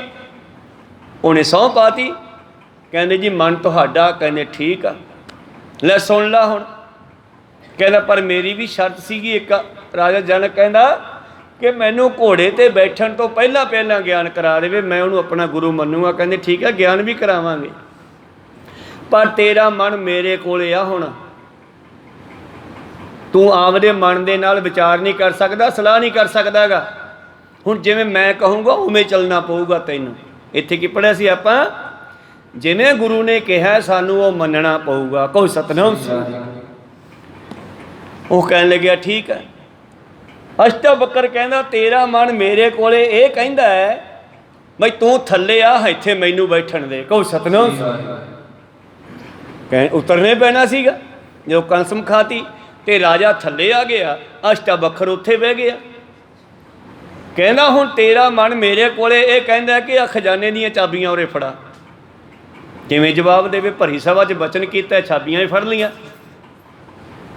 ਕਹਿਣ ਲੱਗਿਆ ਹੁਣ ਐਂ ਕਰ, ਸਾਰੇ ਬੀਜੜਾ ਮੰਤਰੀਆਂ ਨੂੰ ਕਹਿ ਦੇ ਵੀ ਅੱਜ ਤੋਂ ਰਾਜਾ ਅਸ਼ਟਾਵਕਰ ਹੈ। ਹੁਣ ਇਹੀ ਤਾਂ ਲੌਸਮੈਂਟ ਕਰਦੀ ਹੈ ਨਾ ਜਦੋਂ ਕੋਈ ਨਵੀਂ ਗੱਦੀ ਤੇ ਬਹਿੰਦਾ। ਕੋਈ ਸਤਨਾਮ ਸੀ। ਉਹ ਕਹਿਣ ਲੱਗਿਆ ਵੀ ਅੱਜ ਤੋਂ ਜਿਹੜਾ ਰਾਜਾ ਉਹ ਅਸ਼ਟਾਵਕਰ ਹੈ, ਸਾਰਿਆਂ ਨੇ ਇਹਦੀ ਗੱਲ ਮੰਨਣੀ ਆ। ਇਹ ਸਾਰੀ ਗੱਲ ਕਰਨ ਤੋਂ ਬਾਅਦ ਜਨਕ ਕਹਿੰਦਾ ਲਿਆਵਾਂ ਘੋੜਾ ਮੰਗਾਵਾਂ? ਕਹਿੰਦੇ ਤੈਨੂੰ ਬੋਲਣ ਨੂੰ ਕਿਹਨੇ ਕਿਹਾ ਬਈ? ਜਦੋਂ ਤੇਰਾ ਮਨ ਤਾਂ ਮੇਰੇ ਕੋਲੇ ਆ, ਜਦੋਂ ਕਹੂਗਾ ਮੈਂ ਤੈਨੂੰ ਕਹਿ ਦੂੰਗਾ। ਕੋਈ ਸਤਨਾਮ। ਤੂੰ ਕਿਉਂ ਬੋਲਿਆ? ਚੁੱਪ ਕਰ। ਕਹਿੰਦਾ ਜੀ ਠੀਕ ਆ। ਹੁਣ ਇਹਨਾਂ ਨੂੰ ਇਸ ਤਰ੍ਹਾਂ ਰਾਜੇ ਨੂੰ ਕਾਬੂ 'ਚ ਕਰ ਲਿਆ, ਚਾਬੀਆਂ ਵੀ ਫੜ ਲਈਆਂ ਖਜ਼ਾਨੇ ਦੀਆਂ, ਉੱਤੇ ਬਹਿ ਗਿਆ। ਰਾਜਾ ਥੱਲੇ ਖੜਾ, ਕਿਉਂਕਿ ਜੇ ਕੁਝ ਪੁੱਛਣਾ ਹੋਵੇ, ਸਿੱਖਣਾ ਹੋਵੇ ਤੇ ਨੀਵੇਂ ਹੋ ਕੇ ਸਿੱਖਿਆ ਜਾਂਦਾ, ਪਾਣੀ ਵੀ ਨੀਵੇਂ ਹੋ ਕੇ ਪੀਤਾ ਜਾਂਦਾ। ਤਾਂ ਗੁਰੂ ਪਿਆਰਿਓ, ਅਸ਼ਟਾਵਕਰ ਕਹਿਣ ਲੱਗਿਆ, ਲਓ ਵੀ ਸੁਣ ਲਓ ਰਾਜੇ ਨੇ ਕੀ ਕਿਹਾ। ਹੁਣ ਸਾਰੇ ਵਜ਼ੀਰਾਂ ਮੰਤਰੀਆਂ ਨੇ, ਵਜ਼ਾਰਤ ਨੇ ਮੇਰਾ ਹੁਕਮ ਮੰਨਣਾ। ਇਹ ਰਾਜਾ ਹੁਣ ਰਾਜਾ ਨਹੀਂ ਰਿਹਾ। ਤਨ ਮਨ ਧਨ ਸਭ ਸੌਂਪ ਗੁਰ ਕੋ ਹੁਕਮ ਮੰਨਿਆ ਪਾਈਐ। ਕਹਿਣ ਲੱਗੇ ਜੀ ਠੀਕ ਆ, ਚਲੋ ਲਿਆਓ ਘੋੜਾ। ਘੋੜਾ ਲਿਆਂਦਾ ਗਿਆ, ਘੋੜਾ ਲਿਆ ਕੇ ਖੜਾਤਾ। ਕਹਿੰਦੇ ਅਸ਼ਟਾਵਕਰ ਨੇ ਇੱਕ ਸਰੋਂ ਦਾ ਤੇਲ ਮੰਗਾਇਆ ਤੇ ਮੁੜਮੇ ਕਿਨਾਰਿਆਂ ਵਾਲਾ ਛੰਨਾ ਮੰਗਾਇਆ। ਛੰਨਾ ਮੰਗਾ ਕੇ ਰਾਜੇ ਜਨਕ ਨੂੰ ਕਹਿਣ ਲੱਗਿਆ ਵੀ ਗੱਲ ਸੁਣ ਲਾ, ਤੈਨੂੰ ਮੈਂ ਭੇਜੂੰਗਾ ਬਾਜ਼ਾਰ ਦੇ ਵਿੱਚ ਘੋੜੇ ਤੇ ਬਿਠਾ ਕੇ, ਤੇ ਆਹ ਛੰਨਾ ਹੋਊਗਾ ਤੇਰੇ ਹੱਥ ਉੱਤੇ, ਤੇ ਜੇ ਇਹਦੇ ਵਿੱਚੋਂ ਇੱਕ ਵੀ ਤੇਲ ਦੀ ਬੂੰਦ ਡੁੱਲ ਗਈ ਤੇ ਆ ਨਾਲ 2 ਬੰਦੇ ਹੋਣਗੇ ਤੇਰੇ ਤਲਵਾਰਾਂ ਵਾਲੇ, ਜਿਨ੍ਹਾਂ ਕੋਲੇ ਨੰਗੀ ਤਲਵਾਰ ਹੱਥ 'ਚ ਹੋਊਗੀ, ਤੇਰੀ ਧੌਣ ਵੱਢੀ ਜਾਊਗੀ। ਇਹ ਤੇਲ ਵੀ ਬਚਾ ਕੇ ਰੱਖਣਾ ਹੈ ਤੇ ਬਾਜ਼ਾਰ 'ਚ ਦੇਖ ਕੇ ਆ ਕੀ ਹੋ ਰਿਹਾ ਹੈ। ਕਹੋ ਸਤਿਨਾਮ। ਰਾਜਾ ਨੇ ਕਹਿੰਦਾ ਜੀ ਠੀਕ ਆ। ਕਹਿੰਦਾ ਬੈਠਾ ਘੋੜੇ ਤੇ। ਕਹਿੰਦਾ ਫਿਰ ਉਹੀ ਗੱਲ, ਤੈਨੂੰ ਪਹਿਲਾਂ ਬੋਲਣ ਨੂੰ ਕਿਹਨੇ ਕਿਹਾ? ਤੇਰਾ ਮਨ ਤਾਂ ਮੇਰੇ ਕੋਲੇ ਹੈ ਨਾ। ਇਸੇ ਕਰਕੇ ਸਿੱਖ ਆਪਣਾ ਮਨ ਨਹੀਂ ਵਰਤ ਸਕਦਾ ਜੇ ਗੁਰੂ ਤੋਂ ਕੁਝ ਪ੍ਰਾਪਤੀ ਕਰਨੀ ਹੈ। ਜਿਵੇਂ ਲਹਿਣਾ ਜੀ ਕਹਿੰਦੇ ਆ, ਮੈਨੂੰ ਕੀ, ਮੈਂ ਤਾਂ ਕਿੱਕਰ ਹਿਲਾਉਣੀ ਹੈ, ਗੁਰੂ ਦੀ ਮਰਜ਼ੀ ਹੈ, ਮੈਂ ਤਾਂ ਉਹੀ ਮੰਨਣੀ ਆ। ਕੋਈ ਸਤਿਨਾਮ। ਤਨ ਮਨ ਧਨ ਸਭ ਸੌਂਪ ਗੁਰ ਕੋ, ਤੇ ਉਦੋਂ ਬਾਅਦ ਹੁਕਮ ਮੰਨਿਆ ਪਾਈ ਆ। ਹੁਕਮ ਮੰਨ ਕੇ ਗੱਲ ਬਣਨੀ ਆ। ਤਾਂ ਗੁਰੂ ਪਿਆਰਿਓ, ਘੋੜਾ ਲਿਆਂਦਾ ਗਿਆ। 2 ਤਲਵਾਰਾਂ ਵਾਲਿਆਂ ਨੂੰ ਤਲਵਾਰਾਂ ਫੜਾਈਆਂ ਨੰਗੀਆਂ ਮਿਆਨ 'ਚੋਂ ਕੱਢ ਕੇ। ਕਹਿੰਦੇ ਗੱਲ ਸੁਣ ਲਓ, ਹੁਕਮ ਮੇਰਾ ਹੈ, ਰਾਜੇ ਦਾ ਨਹੀਂ। ਜੇ ਛੰਨੇ 'ਚੋਂ ਤੇਲ ਡੁੱਲ ਗਿਆ ਤਾਂ ਇਹਦੀ ਧੌਣ ਉੱਥੇ ਹੀ ਲਾ ਦਿਓ। ਕਹਿਣ ਲੱਗੇ ਠੀਕ ਆ। ਰਾਜਾ ਕਹਿਣ ਲੱਗਿਆ ਜੀ ਬੈਠਾ। ਕਹਿੰਦੇ ਮੈਂ ਕਹੂੰਗਾ ਫੇਰ ਬੈਠਣਾ, ਤੂੰ ਨਹੀਂ ਮੂੰਹ 'ਚੋਂ ਹੁਣ ਕੁਛ ਕਹਿਣਾ, ਤੇਰਾ ਮਨ ਤਾਂ ਮੇਰੇ ਕੋਲ ਆ, ਤੂੰ ਫੇਰ ਮੈਥੋਂ ਖੋਹ ਲੈਣਾ ਵਾਪਸ। ਕਹੋ ਸਤਿਨਾਮ। ਤਾਂ ਅਸ਼ਟਾਵਕਰ ਕਹਿੰਦਾ ਆ ਜਾ। ਘੋੜੇ ਦੇ ਕੋਲ ਆਇਆ। ਕਹਿੰਦੇ ਚੱਲ, ਖੱਬਾ ਪੈਰ ਧਰ ਰਕਾਬ ਦੇ ਵਿੱਚ, ਖੱਬਾ ਪੈਰ ਰਕਾਬ ਧਰਿਆ, ਦੋਨੇ ਹੱਥ ਢੂਈ ਤੇ ਰਖਾਏ। ਕਹਿੰਦੇ ਚੱਲ ਹੁਣ ਚੜ੍ਹ। ਤੇ ਜਦੋਂ ਚੜ੍ਹਦਾ ਹੋਇਆ ਇੱਥੇ ਲੱਤ ਆਈ। ਕਹਿੰਦੇ ਖੜ ਜਾ। ਉਹਨੂੰ ਉੱਥੇ ਖੜਨਾ ਪਿਆ। ਇੱਕ ਪੈਰ ਰਕਾਬ 'ਚ ਹੈ, ਦੋਨੇ ਹੱਥ ਢੂਈ ਤੇ ਹੈ, ਤੇ ਦੂਜਾ ਲੱਤ ਉੱਤੇ ਰੱਖਣ ਨਹੀਂ ਦਿੱਤੀ। ਕਹਿੰਦੇ ਇੱਥੇ ਹੀ ਖੜ ਜਾ। ਭਾਵ ਇਹ ਵੀ ਧਿਆਨ ਨੂੰ ਜੋੜਨ ਦਾ ਇੱਕ ਢੰਗ ਸੀ ਉਹਨਾਂ ਸਮਿਆਂ ਦੇ ਵਿੱਚ। ਕਹੋ ਸਤਿਨਾਮ। ਧਿਆਨ ਕਿੰਨਾ ਇਕੱਠਾ ਕਰਨਾ ਪਊਗਾ ਜਦੋਂ ਇਸ ਤਰ੍ਹਾਂ ਬੰਦੇ ਨੇ ਅਡੋਲ ਖੜਨਾ ਹੋਵੇ। 10-12 ਮਿੰਟ ਉਹਨੂੰ ਉੱਦਾਂ ਖੜਾ ਕੇ ਘੋੜੇ 'ਤੇ ਬਿਠਾਤਾ। ਧਿਆਨ ਉਹਦਾ ਆਟੋਮੈਟਿਕ ਹੀ ਉੱਥੇ ਚਲਿਆ ਗਿਆ ਤੇ ਹੁਣ ਉਹ ਘੋੜੇ 'ਤੇ ਬਹਿ ਗਿਆ। ਤੇ ਇੱਕ ਬੰਦੇ ਨੂੰ ਘੋੜੇ ਦੀ ਲਗਾਮ ਫੜਾਤੀ ਤੇ ਅਸ਼ਟਾਵਕਰ ਨੇ ਰਾਜੇ ਜਨਕ ਦੇ ਹੱਥ ਉੱਤੇ ਉਹ ਛੰਨਾ ਰੱਖਤਾ ਤੇਲ ਦਾ, ਸਰੋਂ ਦਾ ਭਰਿਆ ਹੋਇਆ, ਤੇ ਸਾਈਡਾਂ ਤੇ 2 ਬੰਦੇ ਤੋੜ ਤੇ ਨੰਗੀਆਂ ਤਲਵਾਰਾਂ ਦੇ ਕੇ ਕਹਿੰਦੇ ਜਾ ਬਾਜ਼ਾਰ ਦੇਖ ਕੇ ਆ, ਕਿੱਥੇ ਕੀ ਹੋ ਰਿਹਾ, ਕਿੱਥੇ ਕੀ ਹੋ ਰਿਹਾ, ਮੈਨੂੰ ਰਿਪੋਰਟ ਦੇ ਆ ਕੇ। ਪਰ ਛੰਨੇ 'ਚੋਂ ਤੇਲ ਨਹੀਂ ਡੁੱਲਣਾ ਚਾਹੀਦਾ। ਕਹੋ ਸਤਿਨਾਮ। ਹੁਣ ਰਾਜਾ ਚੱਲ ਪਿਆ, ਛੰਨਾ ਹੱਥ 'ਤੇ ਰੱਖਿਆ ਹੋਇਆ। ਹੁਣ ਜੇ ਸਾਈਡ 'ਤੇ ਵੇਖੂਗਾ ਤੇ ਤੇਲ ਬਚੂਗਾ, ਜੇ ਭੋਰਾ ਵੀ ਡੁੱਲ ਗਿਆ ਤੇ ਅਗਲੇ ਨੇ ਧੌਣ ਲਾ ਦੇਣੀ ਹੈ। ਤਾਂ ਤੇ ਉਸਨੇ ਛੰਨਾ ਬਚਾਉਣ ਦੀ ਕੋਸ਼ਿਸ਼ ਕੀਤੀ। ਕਹੋ ਸਤਿਨਾਮ। ਤੇਲ ਬਚਾਉਣ ਦੀ ਕੋਸ਼ਿਸ਼ ਕੀਤੀ, ਬਾਜ਼ਾਰ ਵਿੱਚੋਂ ਖੁੱਲੀਆਂ ਅੱਖਾਂ ਨਾਲ ਲੰਘਿਆ ਆ, ਪਰ ਮਤਲਬ ਉਹਨੇ ਤੇਲ ਨਹੀਂ ਡੁੱਲਤਾ, ਕਿਉਂਕਿ ਜੇ ਤੇਲ ਡੁੱਲਦਾ ਤੇ ਜਾਣ ਜਾਂਦੀ ਆ। ਤੇ ਗੁਰੂ ਪਿਆਰਿਓ, ਬੋਝ ਕੇ ਲਿਆ ਕੇ ਘੋੜਾ ਉੱਥੇ ਖੜਾ ਦਿੱਤਾ। ਤੇਲ ਦੇ ਵਿੱਚ ਦੇਖਦਿਆਂ ਦੇਖਦਿਆਂ ਰਾਜੇ ਜਨਕ ਦਾ ਧਿਆਨ ਇਕੱਠਾ ਹੋ ਗਿਆ। ਜਦ ਧਿਆਨ ਇਕੱਠਾ ਹੋਇਆ ਤੇ ਆ ਕੇ ਉੱਥੇ ਖੜ ਕੇ ਸਾਹਮਣੇ ਘੋੜਾ ਖੜਾਤਾ। ਅਸ਼ਟਾਵਕਰ ਨੇ ਉਹਦੇ ਹੱਥ ਉੱਤੋਂ ਬੋਝ ਕੇ ਛੰਨਾ ਚੱਕ ਲਿਆ, ਪਰ ਉਹਨੂੰ ਕੋਈ ਪਤਾ ਨਾ ਲੱਗਿਆ। ਉਹ ਹੁਣ ਇਕੱਤਰ ਹੋ ਚੁੱਕਿਆ ਸੀ, ਇਕਾਗਰ ਹੋ ਚੁੱਕਿਆ ਸੀ, ਇੱਕ ਨਾਲ ਜੁੜ ਗਿਆ ਸੀਗਾ। ਉੱਥੇ ਜੁੜਨ ਕਰਕੇ ਉਹਨੂੰ ਪਤਾ ਨਹੀਂ ਲੱਗਿਆ। ਤੇ ਜਦੋਂ ਉਹਨੂੰ ਧਿਆਨ 'ਚ ਉਠਾਇਆ, ਕਹਿੰਦੇ ਛੰਨਾ ਕਿੱਥੇ ਆ? ਕਹਿੰਦੇ ਜੀ ਪਤਾ ਨਹੀਂ ਕਿੱਧਰ ਗਿਆ। ਕਹਿੰਦੇ ਬਸ ਇਹੀ ਸੱਚ ਹੈ। ਕੀ ਦੇਖ ਕੇ ਆਇਆ ਬਾਜ਼ਾਰ 'ਚ? ਕਹਿੰਦਾ ਬਾਜ਼ਾਰ 'ਚ ਕੀ ਵੇਖਦਾ, ਜੇ ਮੈਂ ਵੇਖਦਾ ਸੀ ਤੇਲ ਡੁੱਲਦਾ ਸੀ, ਤੇਲ ਡੁੱਲਦਾ ਸੀ, ਮੇਰੀ ਮੌਤ ਹੁੰਦੀ ਸੀ, ਇਸ ਕਰਕੇ ਮੈਂ ਤਾਂ ਬਾਜ਼ਾਰ ਵੇਖਿਆ ਹੀ ਨਹੀਂ। ਕਹੋ ਸਤਿਨਾਮ। ਤੇ ਅਸ਼ਟਾਵਕਰ ਕਹਿੰਦਾ ਫਿਰ ਨਾ ਉਹ ਸੱਚ ਹੈ, ਨਾ ਇਹ ਸੱਚ ਹੈ, ਆਹ ਸੱਚ ਹੈ। 3 ਚੀਜ਼ਾਂ ਹੋ ਗਈਆਂ, ਇਹ, ਉਹ ਤੇ ਆਹਾ। ਭਾਵ ਉਹ ਸੁਪਨਾ, ਇਹ ਸੰਸਾਰ ਦਿਸਣ ਵਾਲਾ, ਆਹ ਆਪਣਾ ਆਪਾ। ਬਸ ਤੂੰ ਜਿਵੇਂ ਆਪਣਾ ਆਪਾ ਦੁਨੀਆ ਵਿੱਚ ਬਚਾਇਆ, ਮਰਨ ਤੋਂ ਡਰਦੇ ਨੇ ਤੇਲ ਨੂੰ ਬਚਾਉਣਾ ਕੀਤਾ, ਆਪਣੇ ਆਪੇ ਨੂੰ ਬਚਾਉਣਾ ਕੀਤਾ, ਇਸੇ ਤਰ੍ਹਾਂ ਬੰਦੇ ਦਾ ਆਪਣਾ ਆਪਾ ਸੱਚ ਹੈ। ਨਾ ਦੁਨੀਆ ਸੱਚ ਹੈ, ਨਾ ਸੁਪਨਾ ਸੱਚ ਹੈ। ਇਹ ਸੰਸਾਰ ਤੁਮ ਦੇਖਦੇ, ਇਹ ਹਰ ਕਾ ਰੂਪ ਵੀ ਹੈ, ਪਰ जुड़ना अपने आपे दे नाल है। अपने आपे की खोज करनी है। बंदे खोज दिल हर रोज ना फिर परेशानी माहे, ये जो दुनिया सेहर मेला दस्तगीरी ना है। अष्टावक्र ने राजे जनक नूं ज्ञान करवा दिता। ज्ञान करवाउण तो बाद राजा जनक कहंदा जी ठीक आ, समझ आ गई तुहाडी गल दी। अष्टावक्र कहन लग्या नहीं, समझ तैनूं आ गई आ, इधर बैठ आके आपदे सिंघासन ते कहना मैं तो त्यागता, हुण तुहाई राज है, तुसी राज करो, मैं नहीं इत्थे बैठना। अष्टावक्र कहंदा नहीं, इदों पहलां तो कहंदा सी राज मेरा, मैं अद्धा देऊँगा, अज तो बाद तैनूं मैं राज दे रहा, तू कहेगा ये मैनू गुरु का दिता होया राज है। कहो सतनाम, मेरा नहीं है, बस मैं ही विचों कढ़नी सी, हंकार ही कढ़ना सी, आपे अपने नाल जोड़ना सीगा। तो राजे जनक नूं फिर ओह उपदेश बख्श किया सिमरन भजन वाला, अपने आपे का ध्यान धराया। उस तो बाद राजे जनक ने जिहड़ा सिमरन किया ये प्रतख है। धन धन राजा सिमरन है, धन धन राजा जनक है, जिन सिमरन कियो विवेक, एक घड़ी के सिमरन ने पापी तरे अनेक। इस करके भट्ट भी सवैयां विच लिखदे आ, जनक सोए जिन जानिया। जनक जनक राजा भी होया, जनक प्यो नूं भी कहंदे आ जम्मण वाला। तो इत्थे जनक का मतलब है जिन्हें अपने आपे दे अंदरों उस परमेश्वर नूं जान लिया। जनक सोए जिन जानिया, किवें? आही गल जिहड़ी आपां इत्थे कथा च कर रहे हैं, यही गल है। उन मन रथ धरिया, उन मन ते बाहरी मन ते अंतरीम मन।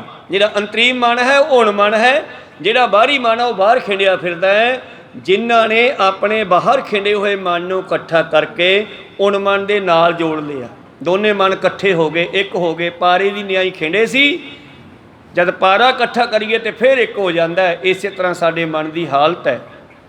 जनक सोए जिन जानिया, उन मन रथ धरिया। फिर की होया? रथ कहते हैं शरीर नूं, खिंडे हुए मन नूं जद अंदर धरिया, उन मन रथ धरिया। सत संतोख समाचरे, अभरा सर भरिया। ये अंदर सच आ गया, संतोख आ गया। जिहड़ा खाली खाली सीगा, आ करोड़ां वाले भी कहते थोड़ा, कोठे भरी बैठणगे नोटां दे, कहणगे थोड़ा। तो वो खाली जिहड़ा थां सी साडे हिरदे दे विच, लालच करके भुखियां भुख ना उतरी, जे बन्ना पुरियां भार, वो रजदे नहीं सी, वो भी भर गया। सत संतोख समाचरे, अबरा सर भरिया। अकथ कथा अमरापुरी, ये अकथ कथा है सचखंड की, अमर लोक की, अमर करन वाली। भट्ट सवैयां विच लिखदे है बाणी विच, अकथ कथा अमरापुरी, जिस देह सो पावे। ये अकथ कथा, अकथ जिहड़ी कहनी औखी आ, पर फिर भी कुछ ना कुछ उदाहरण दे के समझाउण की कोशिश की जाती है। अकथ कथा अमरापुरी, जिस देह सो पावै। ये जनक राज, इत्थे राज का मतलब दिल्ली वाला राज नहीं, इत्थे राज का मतलब है जनक वाला गुझा भेद। ये जनक राज गुरु रामदास तुझ ही बनिया वै। वो जनक वाला गुझा भेद, वो राज गुरु रामदास जी को आ गया।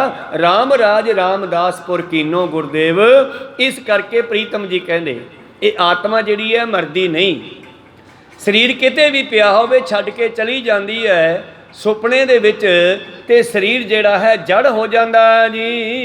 आत्मलिंग दे प्रकाश अनेक प्रकार ने सुपना पासा। ते आत्मा जिहड़ी है उहदे करके साडे शरीर दे अंदर ज्ञान है, असीं बोलदे हाँ, सुनदे हाँ, देखदे हाँ, उहदे करके साडे अंदर प्रकाश है। अनेक प्रकार ने सुपना पासा है। आत्मा ही जिहड़ी है चेतना ही सुपने बनाउंदी है। सुपने कीर पदार्थ पारे, हर सुपने प्रकाशे सारे। और गुरु प्यारिओ, सुपने करके ही सारे पदार्थ हन। भाव इस संसार नूं सतगुरां ने सुपने की न्याई भी दसिया। ये संसार जिवें सुपना झूठा हुंदा है, ऐ संसार झूठा भी दसिया नौवें पातशाह जी ने अपने बचनां विच।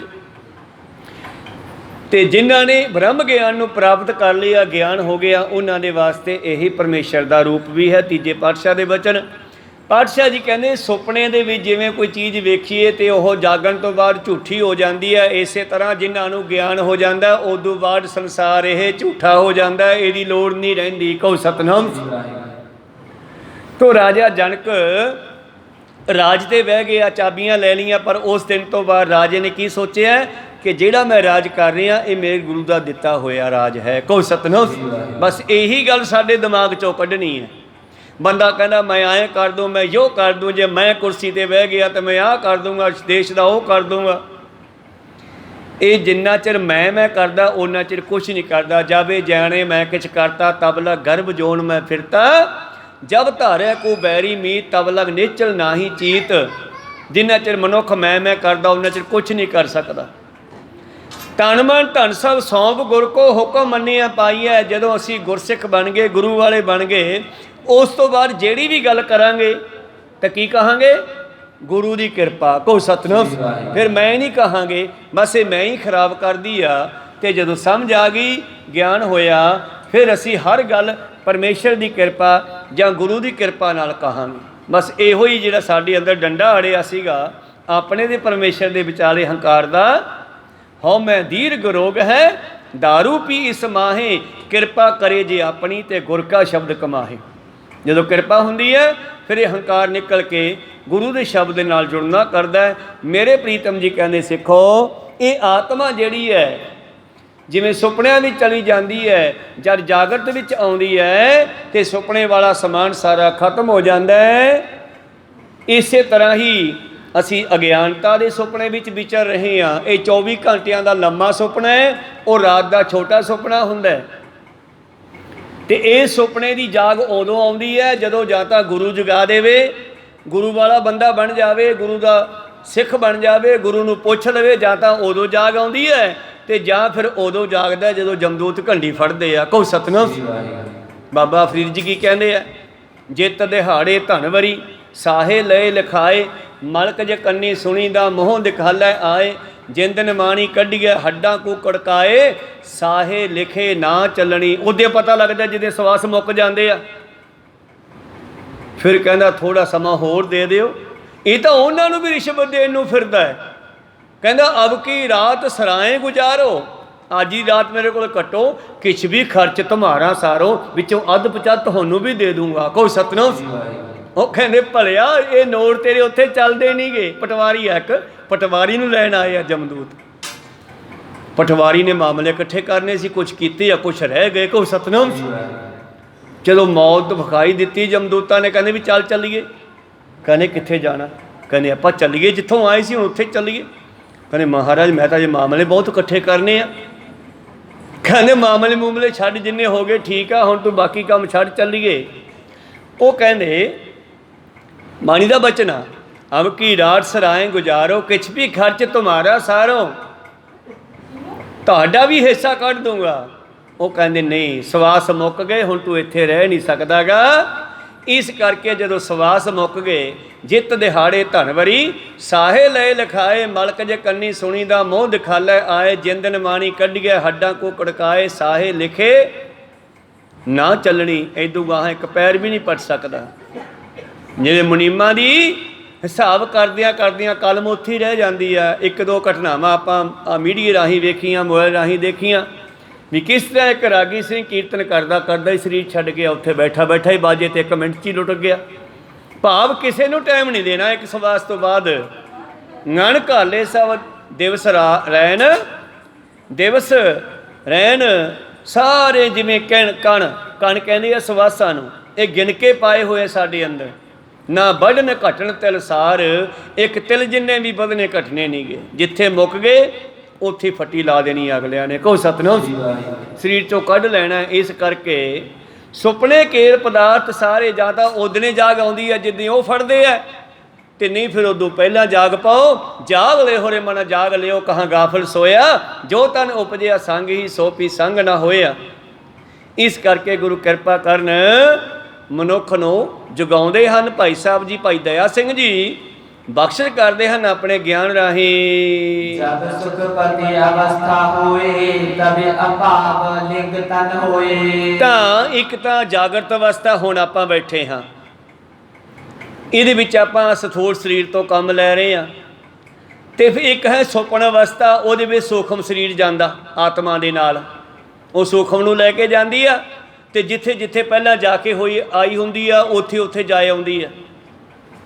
ਨਾਮ ਜਪਣ ਵਾਲੀਆਂ ਰੂਹਾਂ ਤਾਂ ਕਹਿੰਦੇ ਪਰਮੇਸ਼ਰ ਕੋਲ ਵੀ ਚਲੀਆਂ ਜਾਂਦੀਆਂ ਸਰੀਰ ਨੂੰ ਛੱਡ ਕੇ। ਕਹੋ ਸਤਿਨਾਮ। ਧੰਨ ਗੁਰੂ ਨਾਨਕ ਦੇਵ ਜੀ ਮਹਾਰਾਜ ਨਨਕਾਣਾ ਸਾਹਿਬ ਵਿਹੜੇ 'ਚ ਪਏ ਆ, ਸਵੇਰ ਦਾ ਸਮਾਂ, ਲੰਗਰ ਬਣ ਗਿਆ ਸਵੇਰ ਦਾ। ਮਾਤਾ ਤ੍ਰਿਪਤਾ ਕਹਿੰਦੀ ਜਾ ਕੁੜੇ ਨਾਨਕ ਨੂੰ ਜਗਾ ਕੇ ਆ, ਪ੍ਰਸ਼ਾਦਾ ਛਕ ਲੈ, ਠੰਡਾ ਹੁੰਦਾ। ਕਹੋ ਸਤਿਨਾਮ। ਨੌਕਰਾਣੀ ਨੇ ਗੁਰੂ ਨਾਨਕ ਦੇਵ ਜੀ ਦੀ ਮਹਿਮਾ ਸੁਣੀ ਸੀ, ਉਹ ਜਗਾਉਣ ਜਾਂਦੀ ਆ, ਪਰ ਬਾਬਾ ਨਾਨਕ ਜੀ ਆਰਾਮ ਨਾਲ ਸੁੱਤੇ ਪਏ ਆ, ਉੱਤੇ ਚਾਦਰ ਲਈ ਆ, ਇੱਕ ਪੈਰ ਨੰਗਾ ਸੱਜਾ। ਉਹਨੇ ਸੁਣਿਆ ਸੀ ਕਹਿੰਦੇ ਸੰਤਾਂ ਦੀ ਚਰਨ ਧੂੜ ਬੜੀ ਕੀਮਤੀ ਹੁੰਦੀ ਆ। ਉਹਨੇ ਭੋਲੀ ਨੇ ਇਸੇ ਵਿਸ਼ੇ ਨੂੰ ਲੈ ਕੇ ਆਪਣੀ ਜੀਭ ਸਤਿਗੁਰਾਂ ਦੇ ਚਰਨਾਂ ਨਾਲ ਲਾ ਲਈ। ਕਹੋ ਸਤਿਨਾਮ।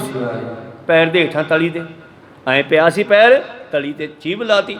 ਜਦੋਂ ਹੀ ਜੀਭ ਟੱਚ ਹੋਈ ਇਹਦੇ ਬੱਜਰ ਕਪਾਟ ਖੁੱਲ ਗਏ, ਨੇਤਰ ਬੰਦ ਹੋ ਗਏ, ਧਿਆਨ ਜੁੜ ਗਿਆ। ਕੀ ਵੇਖਦੀ ਆ ਬਈ ਸਰੀਰ ਤਾਂ ਇੱਥੇ ਪਿਆ, ਪਰ ਇੱਕ ਨਾਨਕ ਵਰਗਾ ਹੀ ਨਾਨਕ ਜਹਾਜ਼ ਨੂੰ ਧੱਕਾ ਲਾ ਰਿਹਾ ਇੱਕ ਦਰਿਆ ਦੇ ਵਿੱਚ। ਕਹੋ ਸਤਿਨਾਮ। ਕੁਛ ਸਮਾਂ ਉਸ ਮਸਤੀ ਦੇ ਵਿੱਚ ਬੈਠੀ, ਧਿਆਨ ਜੁੜ ਗਿਆ। ਮਾਤਾ ਤ੍ਰਿਪਤਾ ਨੇ ਵੇਖਿਆ ਟਾਈਮ ਲਾਤਾ, ਕੁੜੇ ਜਗਾ ਦੇ ਹੁਣ। ਉਹਦਾ ਧਿਆਨ ਖੁੱਲ੍ਹਿਆ, ਉੱਠ ਕੇ ਆ ਗਈ। ਜਗਾਤਾ, ਕਿੱਥੋਂ ਜਗਾ ਦਾਂ, ਕਿਹਨੂੰ ਜਗਾਵਾਂ? ਉਹ ਤਾਂ ਸਮੁੰਦਰ ਦੇ ਵਿੱਚ ਕਿਸੇ ਜਹਾਜ਼ ਨੂੰ ਧੱਕਾ ਲਾਉਂਦੇ ਫਿਰਦੇ ਆ। ਕਹੋ ਸਤਿਨਾਮ। ਹੈ ਤੂੰ ਵੀ ਮਜ਼ਾਕ ਕਰਦੀ ਆ? ਉਹ ਸਾਹਮਣੇ ਤਾਂ ਨਾਨਕ ਪਿਆ ਮੰਜੇ ਤੇ। ਕਹਿੰਦੀ ਨਹੀਂ ਮਾਤਾ ਮਜ਼ਾਕ ਨਹੀਂ ਕਰਦੀ, ਮੈਂ ਦੇਖਿਆ ਕੋਈ ਉਹਨਾਂ ਦਾ ਸਿੱਖ ਸੀਗਾ, ਉਹਦੇ ਜਹਾਜ਼ ਨੂੰ ਧੱਕਾ ਲਾ ਕੇ ਕਿਨਾਰੇ ਕੰਨੀ ਲਈ ਜਾਂਦੇ ਵੇਖੇ ਆ। ਉਹ ਮਾਤਾ ਤ੍ਰਿਪਤਾ ਨੂੰ ਹਜੇ ਤੱਕ ਵਿਖਾਇਆ ਨਹੀਂ ਸੀ ਤਜਰਬਾ, ਇਸ ਕਰਕੇ ਉਹ ਵਿਚਾਰੀ ਉੱਠੀ, ਚਾਦਰ ਲਾਹੀ, ਉੱਠ ਵੇ ਨਾਨਕ ਰੋਟੀ ਖਾ ਲਾ। ਔਰ ਰੂਹ ਜਿਹੜੀ ਆ ਇੰਨੀ ਤੇਜ਼ ਆਉਂਦੀ ਹੈ, ਜਿੰਨੀ ਤੇਜ਼ ਤੁਹਾਡਾ ਆਹ ਬਲਬ ਵੀ ਨਹੀਂ ਜਗਦਾ ਸੋ ਛੱਡਿਆ, ਉਦੋਂ ਵੀ ਤੇਜ਼ ਆਉਂਦੀ ਆ। ਕੋਈ ਸਤਿਨਾਮ। ਉਹ ਰੂਹ ਵਾਪਸ ਆਈ, ਨਾਨਕ ਜੀ ਉੱਠ ਬੈਠੇ। ਉੱਠ ਖੜ ਨਾਨਕ ਰੋਟੀ ਖਾ ਲਾ। ਚੁੱਲ੍ਹੇ ਕੋਲੇ ਆ ਕੇ ਬਹਿ ਗਏ, ਪ੍ਰਸ਼ਾਦਾ ਪਾ ਕੇ ਮੂਹਰੇ ਰੱਖਤਾ। ਮਾਂ ਕਹਿੰਦੀ ਪੁੱਤ ਸਿਆਣਾ ਬਣ, ਸਿਆਣਾ। ਕਿਉਂ? ਅੱਗੇ ਤਾਂ ਬਾਹਰਲੇ ਲੋਕ ਮਜ਼ਾਕ ਕਰਦੇ ਸੀ, ਹੁਣ ਤਾਂ ਨੌਕਰ ਵੀ ਮਜ਼ਾਕ ਕਰਦੇ ਆ। ਕਿਵੇਂ? ਮੈਂ ਇਹਨੂੰ ਕਿਹਾ ਜਗਾ ਕੇ ਆ ਨਾਨਕ ਰੋਟੀ ਖਾ ਲੂਗਾ, ਮੈਨੂੰ ਕਹਿੰਦੀ ਉਹ ਤਾਂ ਕਿਸੇ ਸਿੱਖ ਦੇ ਜਹਾਜ਼ ਨੂੰ ਧੱਕੀ ਜਾਂਦਾ। ਨਾਨਕ ਨੇ ਵੇਖਿਆ ਯਾਰ ਮੈਂ ਗਿਆ ਤਾਂ ਸੀਗਾ, ਪਰ ਇਹਨੂੰ ਕਿਵੇਂ ਪਤਾ ਲੱਗ ਗਿਆ? ਕੋਈ ਚੱਲ ਪਤਾ ਵੀ ਲੱਗ ਗਿਆ, ਇਸ ਪਾਵਰ ਨੂੰ ਸਾਂਭ ਲਵੇ ਹੁਣ। ਤੇ ਪਾਤਸ਼ਾਹ ਜੀ ਨੇ ਉਸ ਨੂੰ ਉਹ ਪਾਵਰ ਮਿਲ ਗਈ ਸੀ। ਕਿਨਕਾ ਏਕ ਜੇ ਜੀ ਵਸਾਵੇ ਤਾਂ ਕਿ ਮਹਿਮਾ ਗਣੀ ਨਾ ਆਵੇ। ਨਾਨਕ ਜੀ ਨੇ ਉਹਨੂੰ ਬੰਦ ਕਰਨ ਵਾਸਤੇ ਉਹਨੂੰ ਝੱਲੀ ਬਣਾਤਾ। ਕਹਿੰਦੇ ਇਹਦਾ ਝੱਲੀ ਦਾ ਭਰੋਸਾ ਨਾ ਕਰਿਆ ਕਰੋ, ਇਹ ਝੱਲੀ ਹੈ। ਉਸ ਦਿਨ ਤੋਂ ਬਾਅਦ ਉਹ ਬੋਲੀ ਨਹੀਂ, ਮਸਤ ਰਹੀ। ਝੱਲੀ ਦਾ ਮਤਲਬ ਕਮਲੀ ਹੋ, ਘਰੋਂ ਭੱਜੀ ਨਹੀਂ, ਉਹ ਕੰਮ ਕਰਦੀ ਰਹੀ ਮਾਤਾ ਜੀ ਕੋਲ, ਪਰ ਮਸਤ ਹੋ ਗਈ, ਬੋਲੀ ਨਹੀਂ ਮੁੜ ਕੇ ਕਿਸੇ ਨਾਲ। ਉਹਨੇ ਉਸ ਗੱਲ ਨੂੰ ਬਾਹਰ ਨਹੀਂ ਕੱਢਿਆ ਆਪਣੇ ਅੰਦਰੋਂ, ਜਿਹੜੀ ਉਹਨੂੰ ਕੁਝ ਪ੍ਰਾਪਤ ਹੋਈ ਸੀ। ਕਹੋ ਸਤਿਨਾਮ। ਇਸ ਕਰਕੇ ਇਹ ਸਾਡੀ ਜੀਵ ਆਤਮਾ ਜਿਹੜੀ ਹੈ ਸੁਪਨੇ ਦੇ ਵਿੱਚ ਜਾਂਦੀ ਹੈ। ਇਹ ਸੰਸਾਰ ਨੂੰ ਆਪਾਂ ਜਾਗਰਤ ਵਿੱਚ ਵੇਖ ਰਹੇ ਹਾਂ, ਇਹ ਵੱਡਾ ਸੁਪਨਾ ਹੈ, ਰਾਤ ਵਾਲਾ ਛੋਟਾ ਸੁਪਨਾ ਹੈ।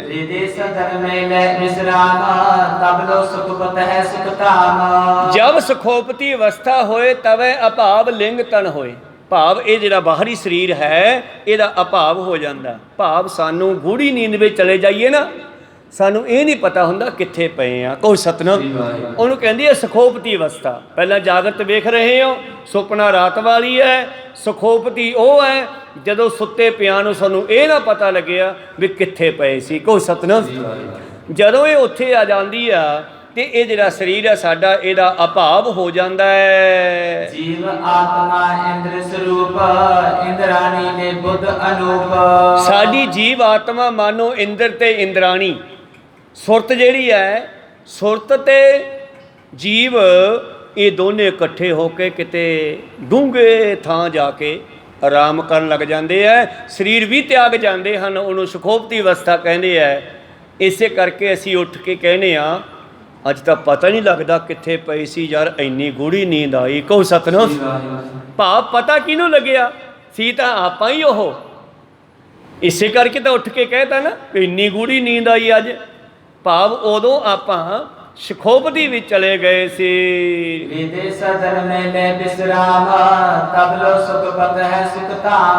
ਹਿਰਦੇ ਰੂਪੀ ਘਰ ਦੇ ਵਿੱਚ ਆਤਮਾ ਉਤਰ ਜਾਂਦੀ ਹੈ।